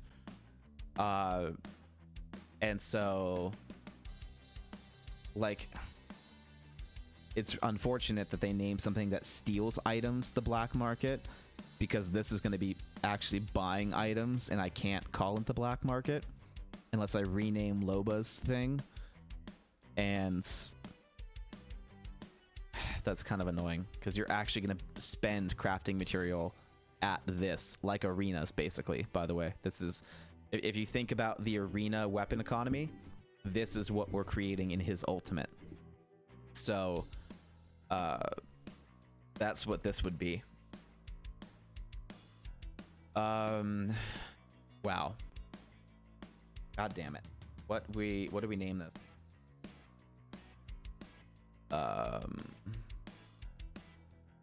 Fuck. It's just so annoying because black market's perfect. The tactical might remove the randomness of loot too much. Well, that's kind of what Loba does with her ultimate and her passive. It, you know, it speeds up the looting process. So yeah, the ult is cool, but I don't want to have like in order, like what you said, to keep the randomness of looting a thing, for him to be able to pull like ammo and meds out of thin air is gonna make it a little too like weird.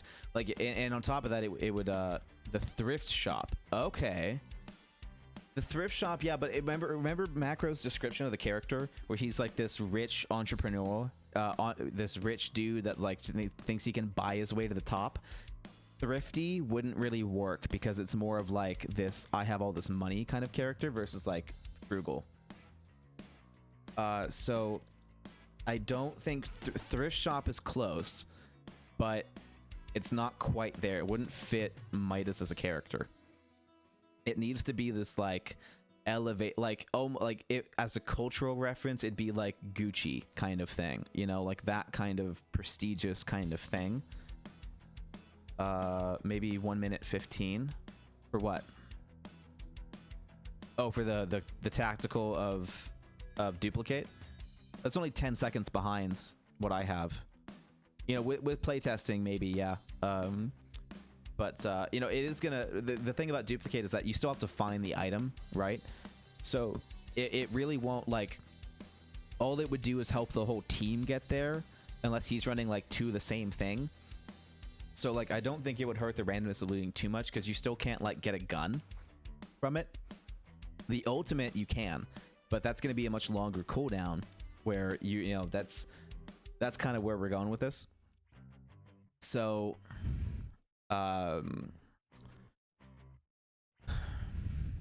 yeah, that's kind of the plan, but we have to create a whole economy for like weapons in the thing. And it's going to be a simpler economy than arenas. I'm just going to have weapons in general cost the same amount no matter what the weapon is. And so the replicator would need to have an expanded items. So he's going to call in like a replicator, or like a shop of a thing. So like, fuck, I just it needs a good name. It really needs a good name. And black market is like literally fucking perfect.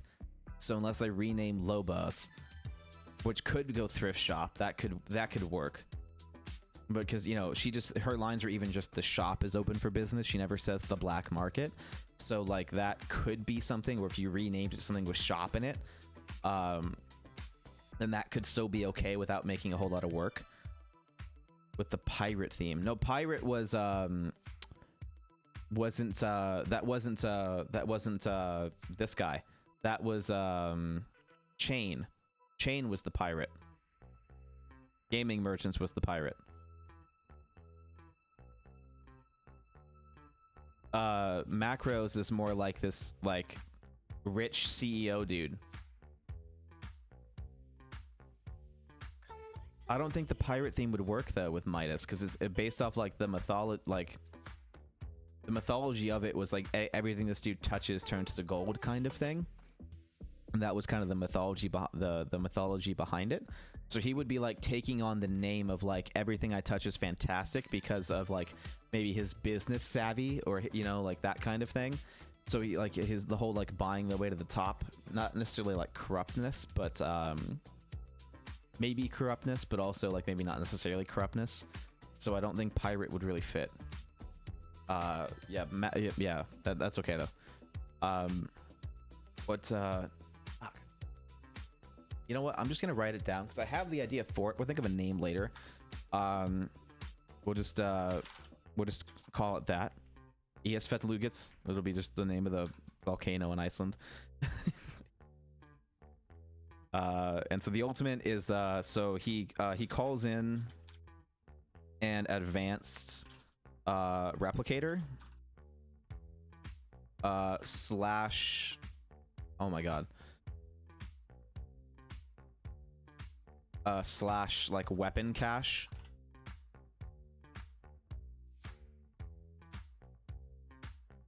Maybe say that his company name is the daughter that he accidentally kills in the myth. Oh, that could be cool. That could be cool.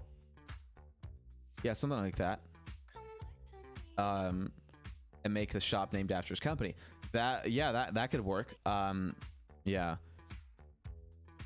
I think it would also be fun lore if like after, like if if you want to continue the lore of Midas, like after failing in Apex, he like starts like a family law practice, you know, kind of thing, against like family accidents, like specializing in that kind of law. I think that'd be kind of funny. I don't know what the name is either. For some reason the name Persephone came to mind, but I don't think that's correct. So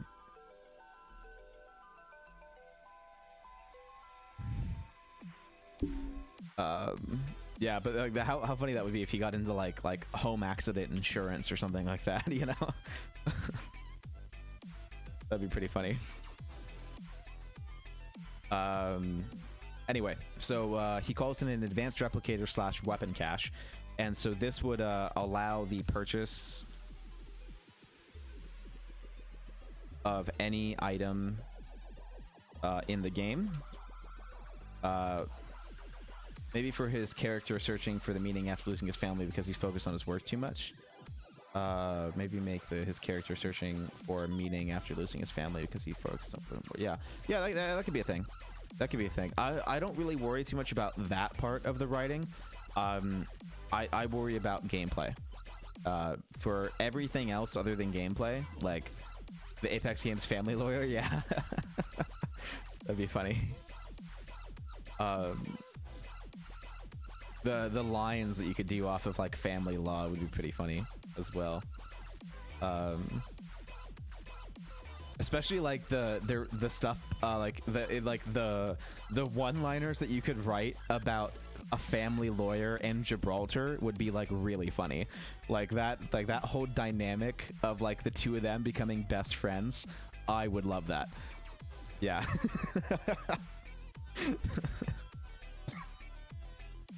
So that'd be pretty fun.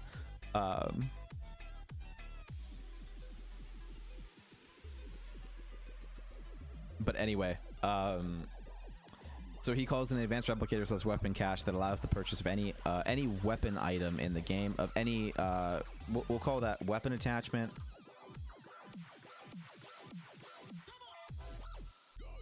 gun, or ammo.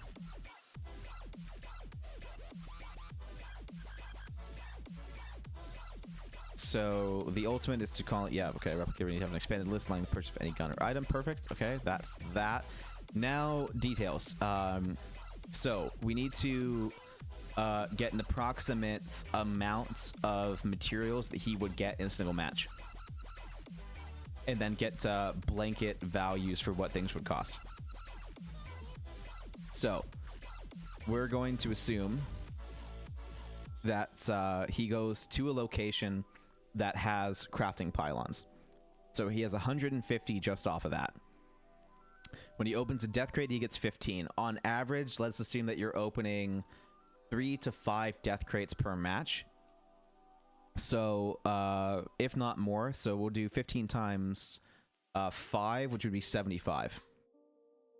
Getting a knock would reward 25. You'd probably, let's assume, another maybe 5 knocks per game. So 350. We'll assume 3 assists of 40 materials each, which would be 120. And then we'll assume 2 kills of another 120. So 590. So we'll go ahead and assume that on a budget of, say, 600 crafting material, that would be enough to grab maybe make the care packages loot better based on the ring. No, I don't know about that. That's just the same as a regular care package, and that would be kind of weird to just have, you know, like. Yeah, I hear you though, like about getting the higher risk of calling his ult would mean better loot. Like that's definitely like a point to make for sure. But I think for this legend to not be like useless, it needs to not be random, right? Like I know that a lot of people don't want the looting in a battle royale to not to be like set and finite, but that's kind of what gives Midas his strength. And so if I make a legend that's based on like the randomness of loot, I'm just going to get another Loba. And so this is kind of like, but not like majorly. Well, but then it comes down to, okay, like what would majorly be? Because then the guns would have to be blank, like white tier common. So you'd always have any gun that you wanted, but then you couldn't get certain rarities of attachments or certain attachments in general until certain, you know, times in the game.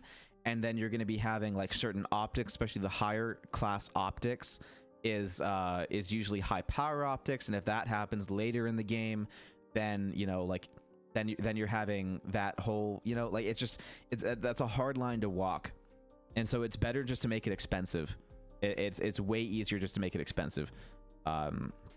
So to go off of like a $600 budget is what we're assuming. And so that would be like a fairly aggressive Midas, fairly aggressive. And so that and his tactical together is going to help his team get to a full loadout. So we want to assume gold items until ring 3. Yeah, I don't know, man. I think we can price it out the same way that Arenas does. So if we assume a 600 map budget, expensive makes sense. Yeah, that's the easiest thing to do is just make it expensive. So 600 map budget. So what we want, what do we want this budget to achieve? What is the goal of the 600 map budget? Well, the goal of it should be, I think, 2 guns, right? Because we can't copy guns. So we're only copying weapon attachments. So guns need to be we're going to factor in the tactical. Absolutely. So I think the goal of this should be around 2 guns, maybe even 3 guns, but let's say 2 guns. On a 600 map budget, let's assume that we're going to grab at least 2 guns, because running around, like, you're probably going to find the guns that you want off of that.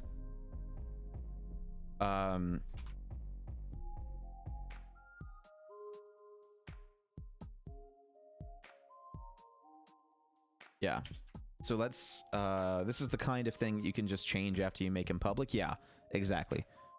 This is how you would buff and nerf the character, would be by changing the prices of his ultimate, or the cooldown of his tactical. This is very, very doable, very easy to change.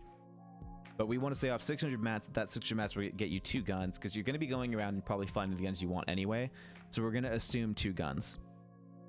Just in case you're being super picky, just in case you want to make sure you get that exact right thing, we want to allow 2 guns. We then want to allow certain attachments as well. And so this 600 mat budget should get you, I would say, most of the way through your weapon, because again, it is going to be off of the loot that you're finding, and we don't want too much power to go to the tactical, but I think if we were to allow this to grab, like, say 2 guns and maybe 2 high level attachments and ammo, and let's say, I think that'd probably be it. And this would be solely focused on weapons, so that you have to use him in tandem with a healing character, or you just, if you want to be able to grab healing from a distance, you need Loba, or you need Kristoff with the extra passive. So this is to help him have limitations on how he helps the squad. This is why I'm having him focus solely on weapons. So there's that. So we want to have him get 2 guns, 2 high level attachments, and ammo. That is what this budget is supposed to achieve.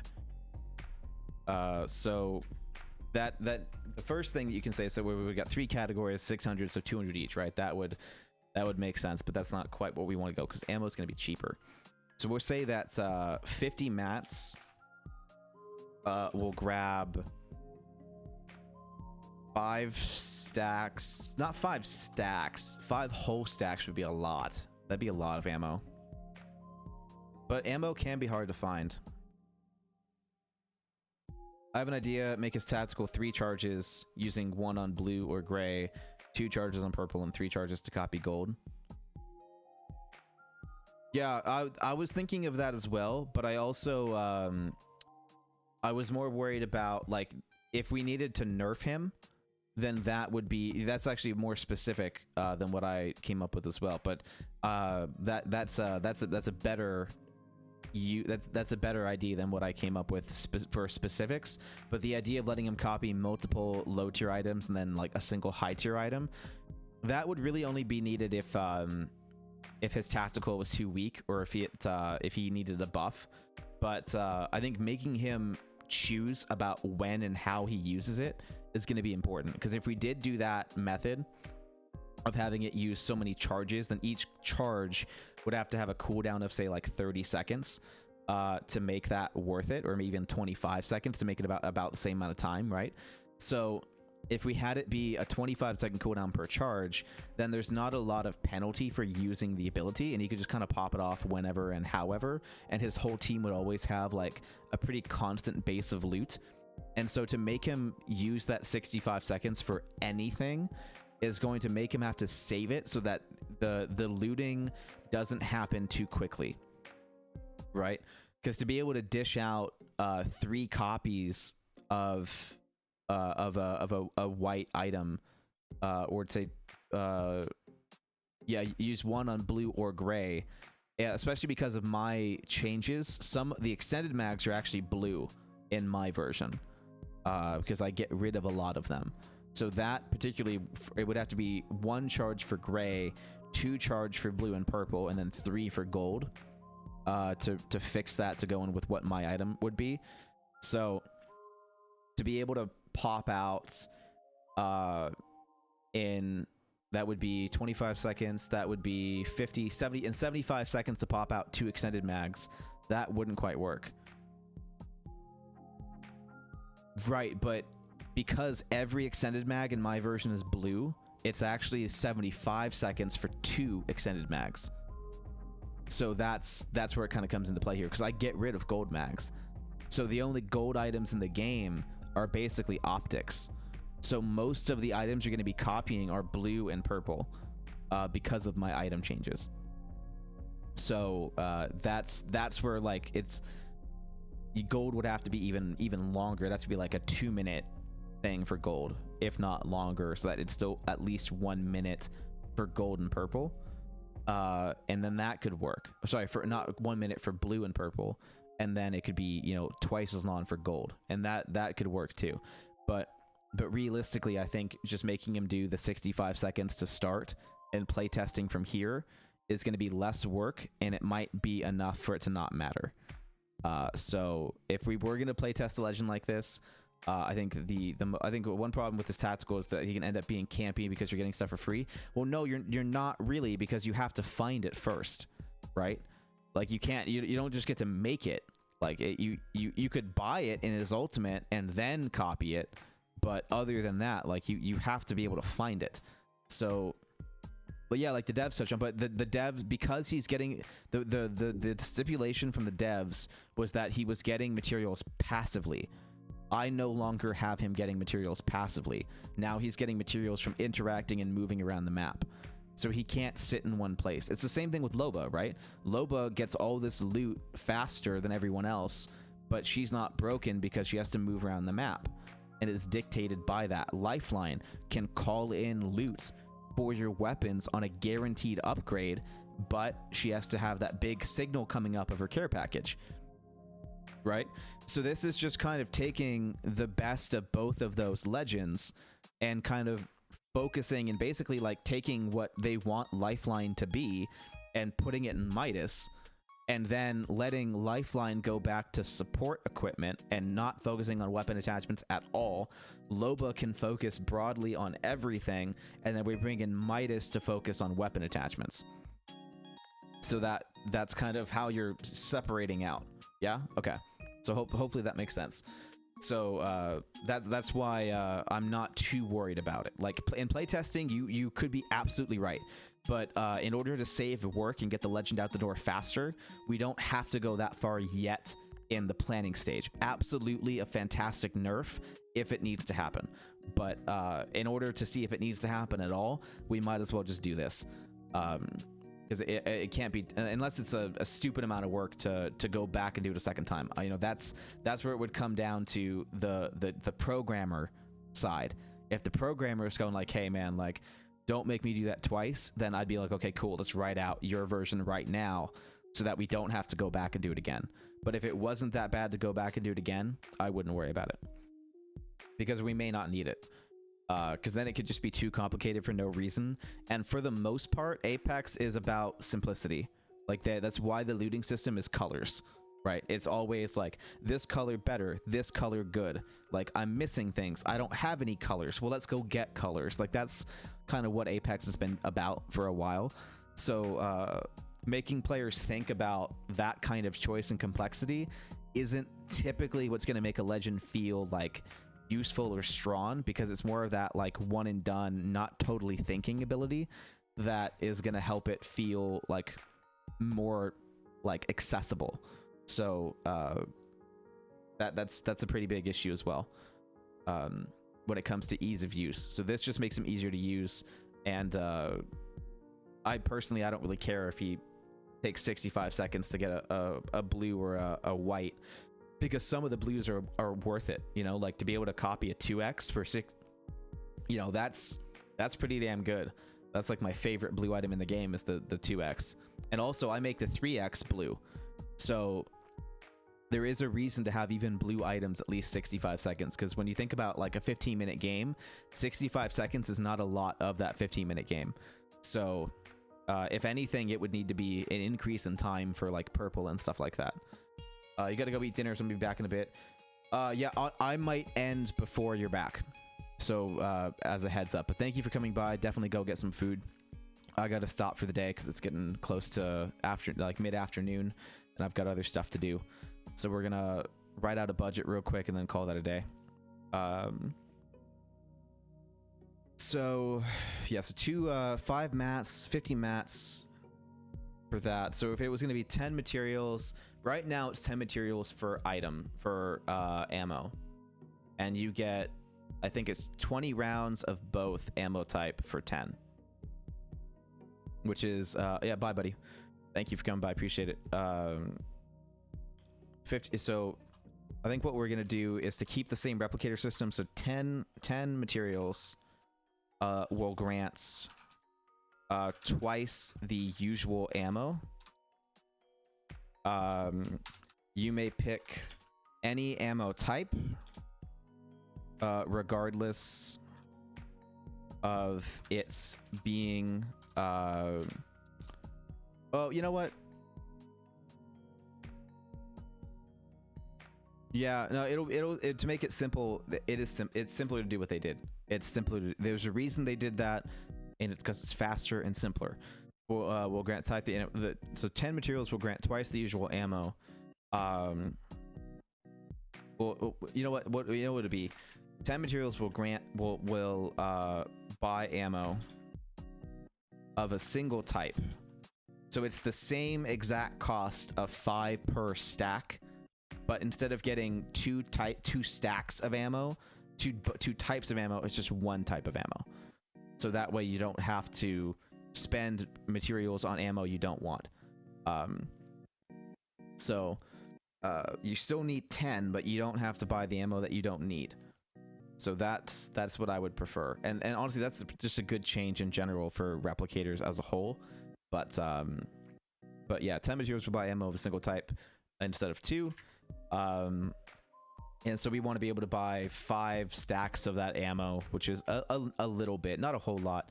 Hell, maybe that'll account for more of the budget. Maybe that we budget like 100 for ammo instead of 50. That way you can really kind of stock up on ammo. And then the other 500 is going to be on guns and weapon attachments. So I think guns should probably be 150 materials. So it would be 150 materials for any gun in the game, any floor loot gun in the game, and then the rest of the 3, so that was 3, so 200 then would be based off of, that's 300, meaning that we have 200 left to work on attachments. So that final 200 would be attachments and so on and so forth. Now right now, typically like a gold item is around like the 70 mark. So if we made gold attachments cost say 60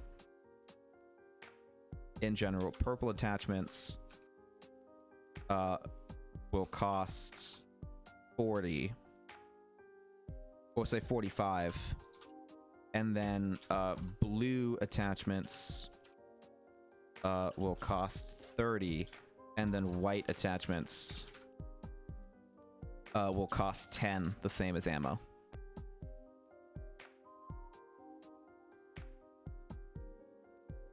Yeah, I think that would be a pretty acceptable standard here.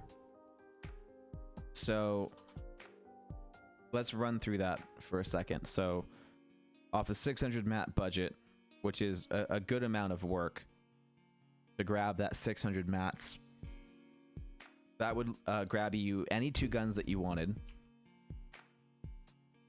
which would mean if you didn't need ammo, how bad could that get? Like if you used 600 mats and didn't need to get ammo, like this, like say light guns, like if you didn't find an R9 yet, which you usually find, but let's say for sake of argument that you run out of like energy ammo or something, or heavy ammo or something, and you want to switch over to the R301 with anvils, or even like the G7. So if you wanted to run the 301 with anvils and you couldn't find a 301 and you didn't have anvils, but you had plenty of light ammo, and you already had, maybe you even already have a light mag for your R9, and then you can duplicate that, or you can buy one for your teammate, right? Or the purple thing could be the scope, because the 2 to 4 would be that as well.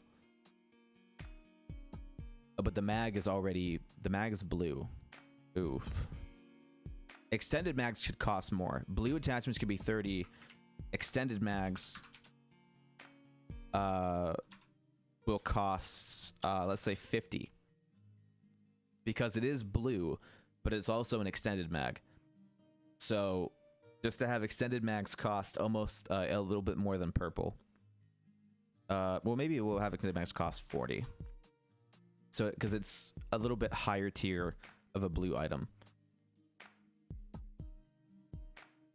Maybe we do 35, and then blues would cost 20.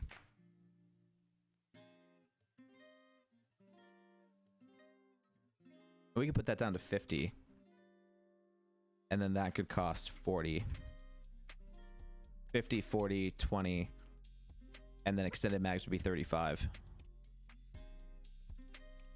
and white would be that. And we could boost that up to 175 materials for floor loot weapons.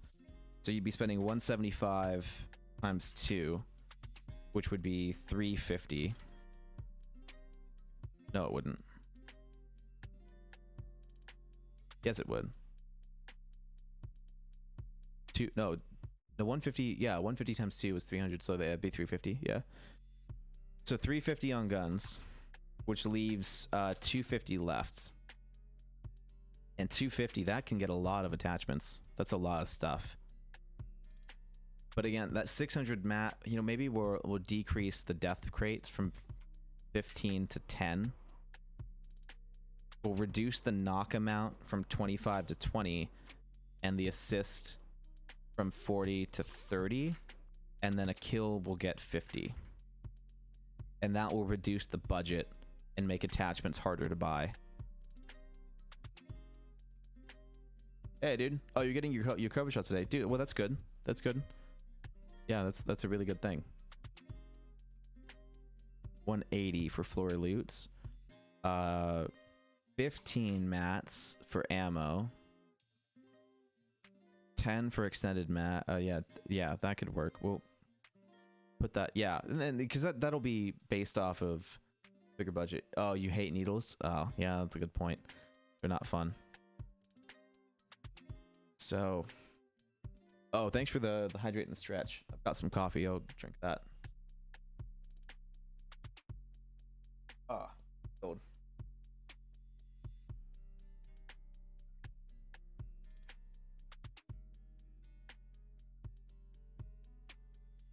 How dare you? You made me spill. Anyway. So we get 10 from death crates. So let's assume that you get 50 from death crates for opening 5 crates. Let's assume that you get 3 knocks, so you get 60 from knocks. Let's assume that you get 3 assists, so 90 from assist, and we'll assume that you get how many? When are you gonna play games? When I'm done with this, man. I gotta get this project done. They're gonna be looking at fan submitted legends, so I need to get all of this done so that I can show the developer like what I'm doing and maybe get hired, because they hired the new Pathfinder trailer that came out was fan made, and they hired him after he made that and the Bloodhound one. So it is possible to get a job at Respawn through Fan Reworks, so I would like to do that.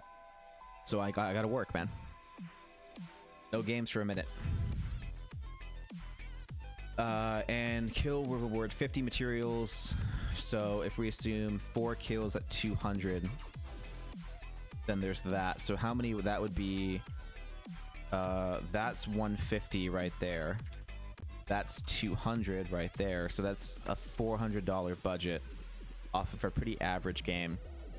So $400 is definitely the budget we want to go for, which is a pretty average game, especially for a legend that has no combat ability. I'm about to be plat after a 3-week break from Apex. Attaboy. There you go. The new split's coming up soon, isn't it? Didn't it just split too?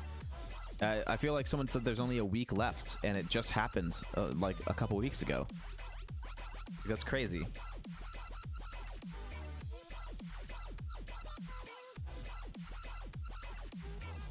Yeah, isn't it gonna happen again though? How long to the next ranked split? Like, how many days do you have left? Is it like still another month, or is it is it soon? Because I feel like they just did a split like 2 weeks ago. There's 40 days. Oh, okay. So there's still 40 more days. Okay. Cool. That makes more sense. That's a longer split than we got before, isn't it? Why did they have the first one so short and the second one so long? That's dumb as fuck. Anyway. So $400 thing. So if we assume 1 gun at 180, then that is going to leave 220 left over for attachments, which would mean that he can either get a second gun for another 180 and then have 40 left over, or he can spend that 220 on attachments and ammo, which is enough. If with no ammo, 220 is still enough to fully kit a gun. Yeah, I think I need attachments to cost more, because 220 is a lot. 220 is enough to grab everything that you need for your gun. That could be one gun fully kitted for 220. For 400 rather. Yeah, the beginning one is shorter by 3 days. That's it? Oh, I don't know about that, man. Maybe I was just late to the party. But okay, 3 days doesn't sound that bad. The gold attachments will put up to 65. Purple attachments will put up to 50. Blue attachments will put up to 30. White attachments will put up to 15. Ammo will put back down to 10. That way ammo can be cheaper. And extended mags will put up to 40. And that's gonna put some choice in there. Not a whole lot, but enough. And we could have 200 materials for guns. And you know what? We're gonna up that to 75. We're gonna put that to we'll put that to 60. We'll put this to 45.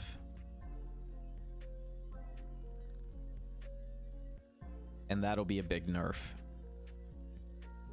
Yeah. Because we have to remember that his duplicate's a thing. So there's that, because that's gonna, yeah. Okay. I think that together, relying more on the tactical, the ultimate's a way to like cheekily get away to do it. You're gonna focus more on guns out of this too, to be able to snag whatever you didn't grab. Also remembering that on drop he's only gonna get 150 from this, so from the pylons. So to grab even just to grab a gun, he's gonna need to do more than just do that. Opening a new death crate, we might take that away, but that's enough to at least grab ammo. Like opening a death crate gets you ammo from your ult. If that's all you can manage, then that's kind of nice, but again, that's a lot to call in just for ammo. Getting a knock, we'll put that down to 15, honestly, just for knocking someone. And assists, maybe we'll put that up to 35 to shift that 5 points somewhere, and then a kill 50. And I think that's probably pretty cool. That'll work. Ad time, really? Why would you want me to run an ad? Why would you want that?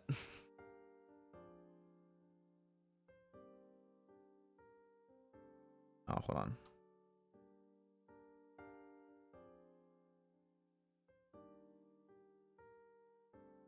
There. 30 seconds.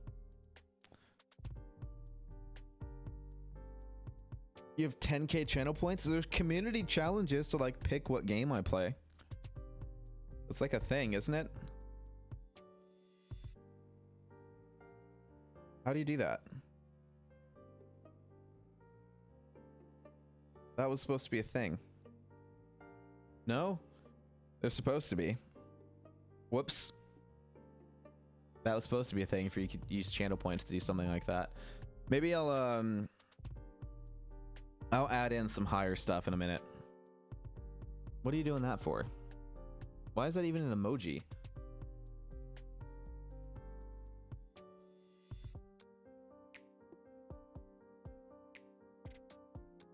Bus is cool. I like the bus. Are we back from the ad?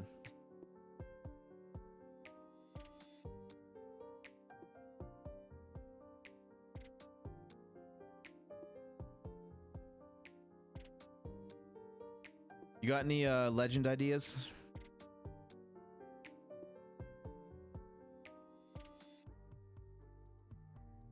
I think we're back from the ad pretty soon. But yeah, that's a pretty good preliminary costing of things. Rewarding high skill players with this guy. letting his teammate use it as well, because teammates can pop in there and use the ultimate at the same time, but they won't get the stuff awarded to them like he will. So they have to go off of the pylons, which means that one round of pylons would just grab a gold attachment or a purple attachment, or a couple blues and some ammo, or an extended mag and some ammo, kind of thing, from the regular like pylon crafting material. So there's that too. That's a good point for this kind of thing, where the teammates could use it as well, and they could have enough material to grab what they wanted. Oh, that's a different angle. To make it more of a team thing, this could be reduced. So he could still get double the amount from the crafting pylons. But when accessing a new death crate, that might give him too many, because this is going to be a team-focused ability. So the death crate thing, I'm actually going to take away. And getting a knock will have 10. The assist I'll put down to 25, and then the kill reward will go down to 40, because this is going to be something that needs to be used in tandem with his team, so that he can maybe get a gun out of this if he does well and performs well, right? Because he's going to get 150 from landing. He's going to get double the amount from the pylons, which is going to be a huge point of the strategy. He'll get some from a knock, he'll get some from an assist, but mainly from kills, so that if he saves up his points, he can grab a gun out of this, which I'll put down to like 180, or maybe I'll put that back down to like 175, so that all the pylons and an assist will give him a gun, that he can grab a gun off of this, and then he's relying on his teammates to grab this unless he does very well with kills. And that would be the main goal here. In fact, that could even go back up to 15 for getting a knock, and then 25 for that, and then 40 for that. So that he is not so dependent on doing all this solo, and that the duplicate is more of a tandem feature with this, where if you don't get a gun, it's fantastic. But if you want to grab a gun, then that's a huge cut to what you're doing, or you're gonna have to be really moving around the map to make up for you moving around like that. So that, yeah, I think that's probably good. And that was a 400 map budget, which we now have reduced. So we don't want to, yeah, this is actually, that all changed. That all got like way more expensive. So the main focus of this is going to be going from pylon to pylon around the map. That's what's going to make the ultimate have its power, which is going to be movement. Movement will be what makes this work. Camping in one place and getting kills isn't quite going to work.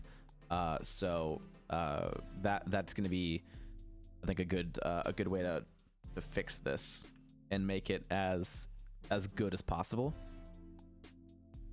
We still need a name for the goddamn black market, because it's a fucking black market, but we can't like call it that because of Loba. It's so annoying because I don't know what to call it.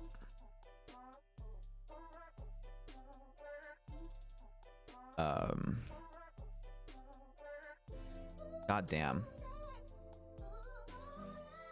What do we call it? I don't know what to call it.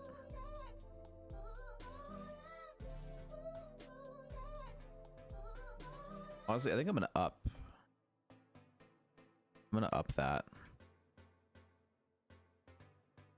to 40. There's some pretty good blue attachments in the game.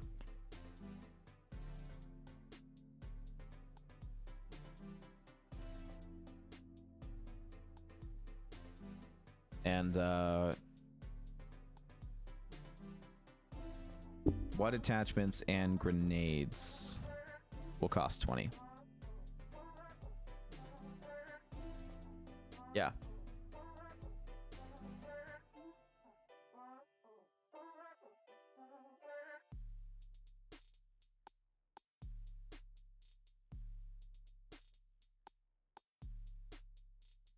Okay. So that's a better attrition system, or rather economy.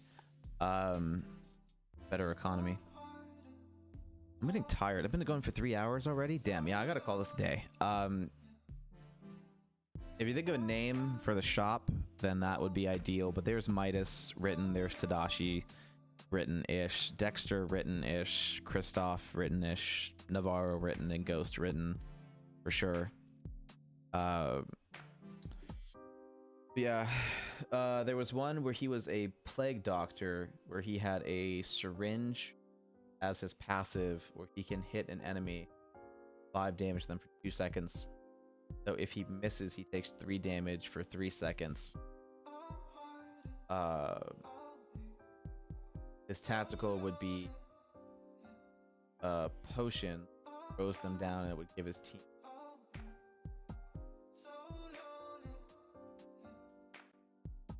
a random, like if your team is in the storm, it could give you 5 seconds of storm resistance. That was a while ago and you gave up on it. Okay. He had a syringe as his passive. Okay. The issue with a syringe being his passive is that there's no button to bring it out. So that would need to be his tactical. And then the ultimate could be like the random or situational effects depending on what is happening in broad terms, like when we had the LTM of the dummies, when they had like randomized ultimates. So that could be something. And I don't know if they wanted it to be a random thing. If I was gonna make a legend like that, I would make him based off of the Riddler from Batman, and the DCU. So if I was gonna have a legend be like a randomized ultimate with like this kind of like don't know what's gonna happen vibe, I would definitely write him under the pretense of like the Riddler. And I think that would be the best way to take it. So if we were gonna go that route, right? Can I? Oh, there we go. What would his name be? Kind of almost like Mysterion from well, Mysterion was South Park. What was the dude from the MCU? Mysterio? Was it just Mysterio? The dude that Spider-Man fought? I think it's just Mysterio. Anyway. Jim Carrey. New legend. Can confirm. That's because Jim Carrey played the Riddler in the Michael Keaton Batman, by the way. Why it's Jim Carrey. I think it was Michael Keaton, or was it Val Kilmer? Might have been. Oh, Val Kilmer. Oh, Batman Forever was Val Kilmer. Yeah, Tommy Lee Jones with Two-Face, Poison Ivy, and yeah. What's the one that I'm thinking of that had...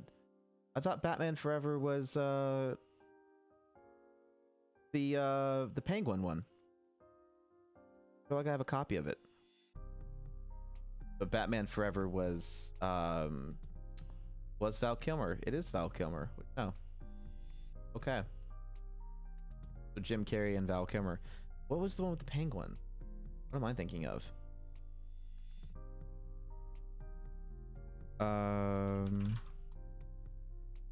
Keaton Batman, thank you. What am I thinking? Oh, Michael Keaton is gonna play Batman in the Flash. That's cool. Good. But the movie, what's the... Oh, it's just Batman. Just Batman. Jack Nicholson as the Joker. Oh no, that's the first one. That was... This is the different one. This is Michael Keaton and Jack Nicholson was the Joker. Where's the... What about the one with the Penguin? Didn't Danny DeVito play the Penguin in that Batman? Penguin, Danny DeVito. Yeah. Yeah, that was Danny DeVito. That was, oh, Batman Returns. That's what I'm thinking of. I have a copy of Batman Returns on VHS. That's what I have, not Batman Forever. That's what it is. So Batman Forever was the Val Kilmer with Jim Carrey and the Poison Ivy and Tommy Lee Jones, and then Batman Returns is the Danny DeVito, Michael Keaton. Batman was Michael Keaton and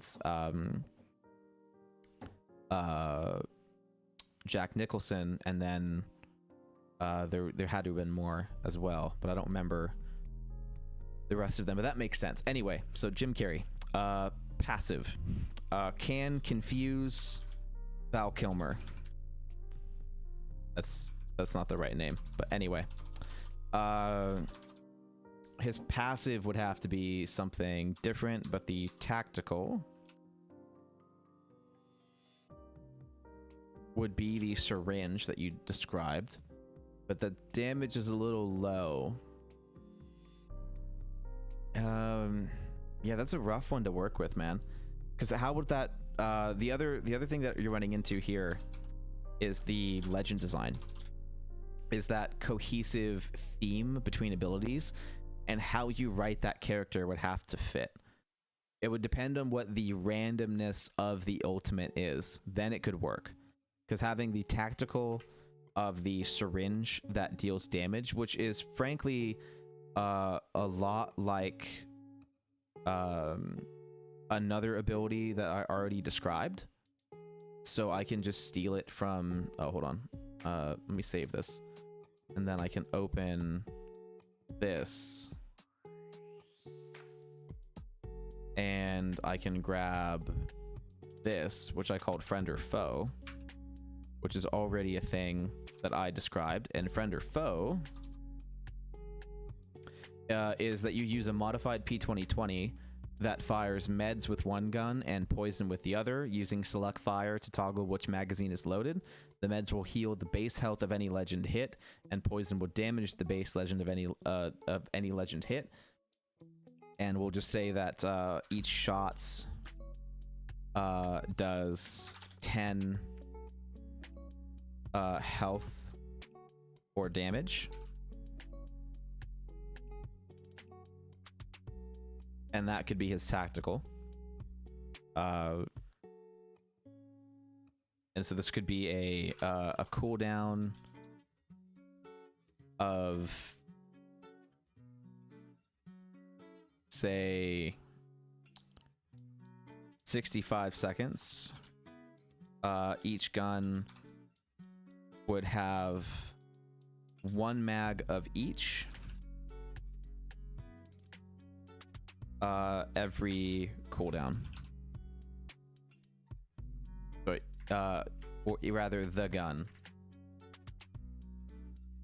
would have 1 mag of each every cooldown.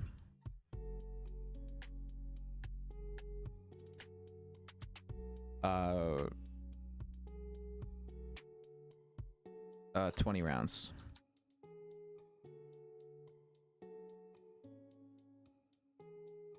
And that would be a slow time to kill, by the way, because the P2020's rate of fire and it being 10 damage, this would not be like an OP thing. It would not have a fast time to kill. This would be worse than using any other gun in the game, just as a heads up. So don't worry about that being broken or it being better than anything else. It's just that, you know, it would be a third gun to pull out. That would be the most broken part. If you had to reload both your guns because you were that bad at the game and then you got killed by this, then that would be like, oh man, fuck that. But otherwise, this is not going to be anything remotely broken. Then the... Let's see, what else do we have in the archive I could pull here? Tell you what.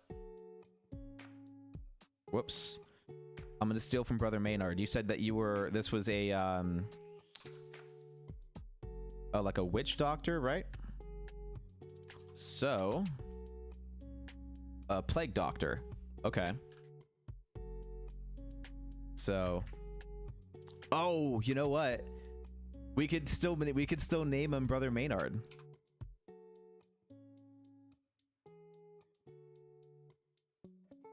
That could still be the name, and it could still be a Monty Python joke, dude. That'd be dope. So we could call it Son of a Preacher, or rather we could call it Plague Doctor.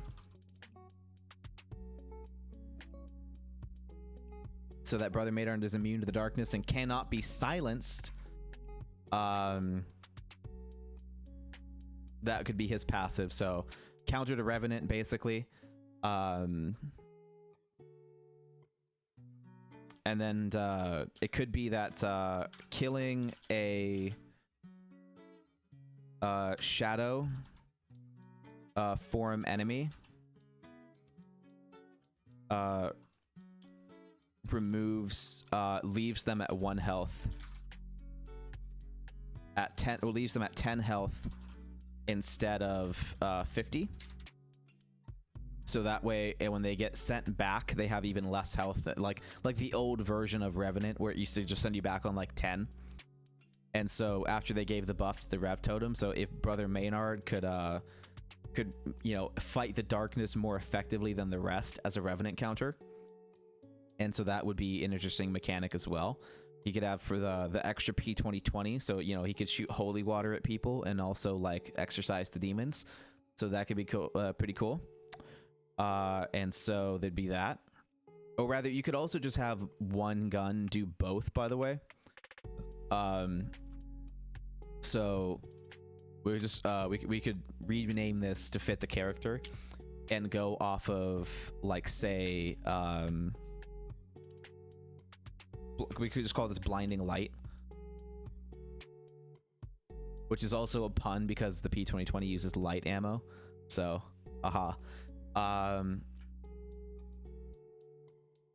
use modified P2020 that fire. So this would basically be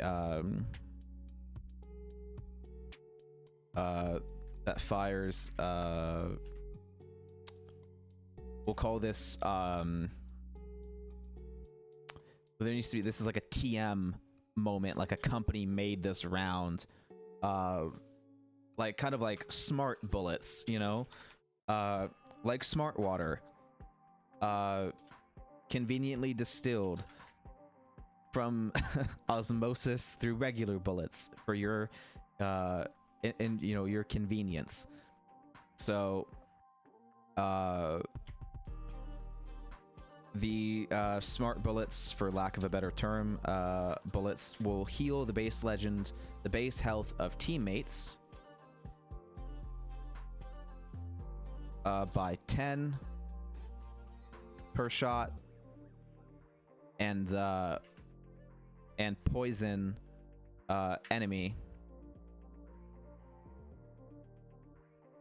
enemies by 10 per shot. Each shot does, so cooldown of 65 seconds, and the gun would have two 40-round mags. Sorry, 2 20-round mags for the overall amounts of ammo every cooldown. So Blinding Light as his tactical, and then the ultimate is something that we could work on as well, but you wanted a randomized ultimate. From my archive, what I ended up coming up with was a tactical that was like that removed death protection as well. Almost like a Watson pillar that like purified the surrounding area, kind of thing, but more like fences in this version.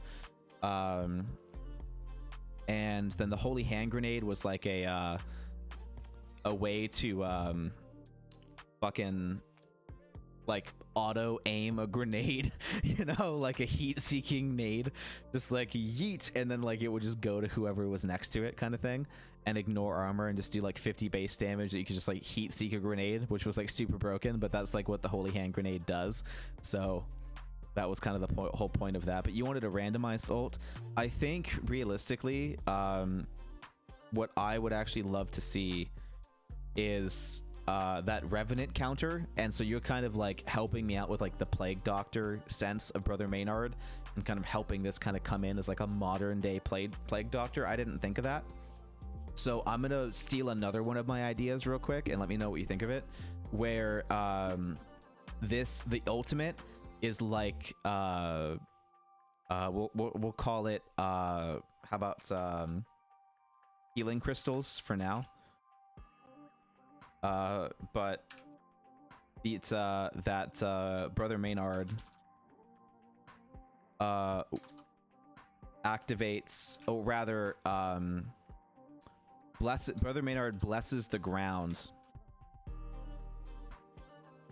and creates an area of effects that disables death protection.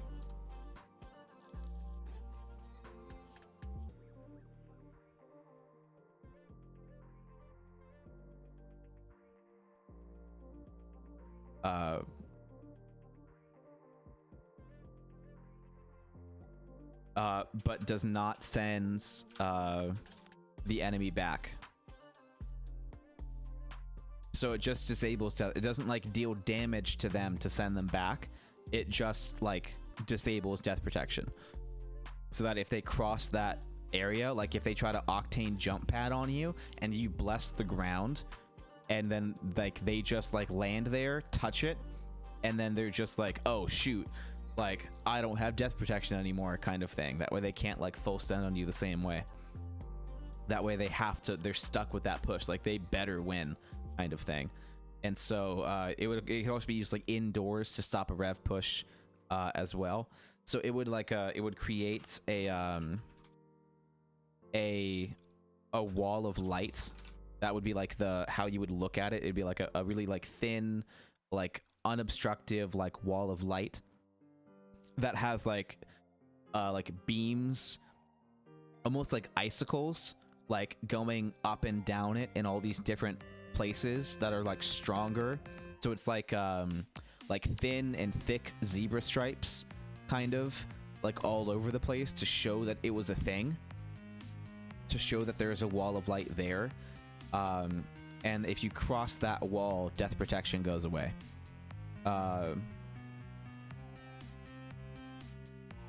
And it would be like 30 meters tall. That disables that when crossed, disables death protection.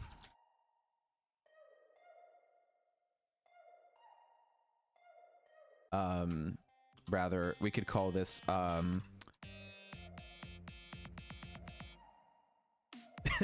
you could call it exervention, like an exorcism intervention. You know, because Revenant needs help, because he's like it's an exorcism intervention. That's because he's addicted to just, you know, becoming a shadow and being a demon. So it's an exervention. So he blesses the ground. And so blesses the ground, it could be like an actual animation, or it could be like an actual pylon, like Watson, with like a health bar and everything, that creates an area of effect that disables death protection but does not send the enemy back. It creates a wall of light 30 meters tall that when crossed disables death protection, and that's basically it. So it would just be a deterrent to Revenant, and it would be a probably pretty solid counter to people trying to, you know, pad on you.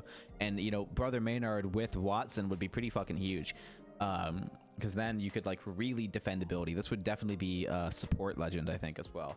And so to have him have that tactical, that would be super effective against Revenant form, you know, because it's, you know, 10 per shot, if not even 12 per shot, of both healing and damaging to enemies. Like this could kind of work out a little bit. The passive of him sending back Revenants with less health, having an ultimate to just straight up block that rev push in the first place, like that'd be pretty huge. So I think that would be an interesting mechanic. The other option for his ultimate could be a grenade, like the Holy Hand Grenade of Antioch, where the grenade is specifically for destroying Revenant totems, and so it like locks on to like player built items, like the like prioritizing the Rev totem, and then it could also like lock onto like maybe Watson pillars or something like that. It could be something that is like a counter to a Watson, and that could be interesting as well, to have a grenade that would get to like basically be the exception to a Watson ultimate, so that Brother Maynard could counter, you know, Watson and stuff like that. So that's kind of what I'm thinking for that kind of Plague Doctor character, where he's kind of like this like religious like person that like used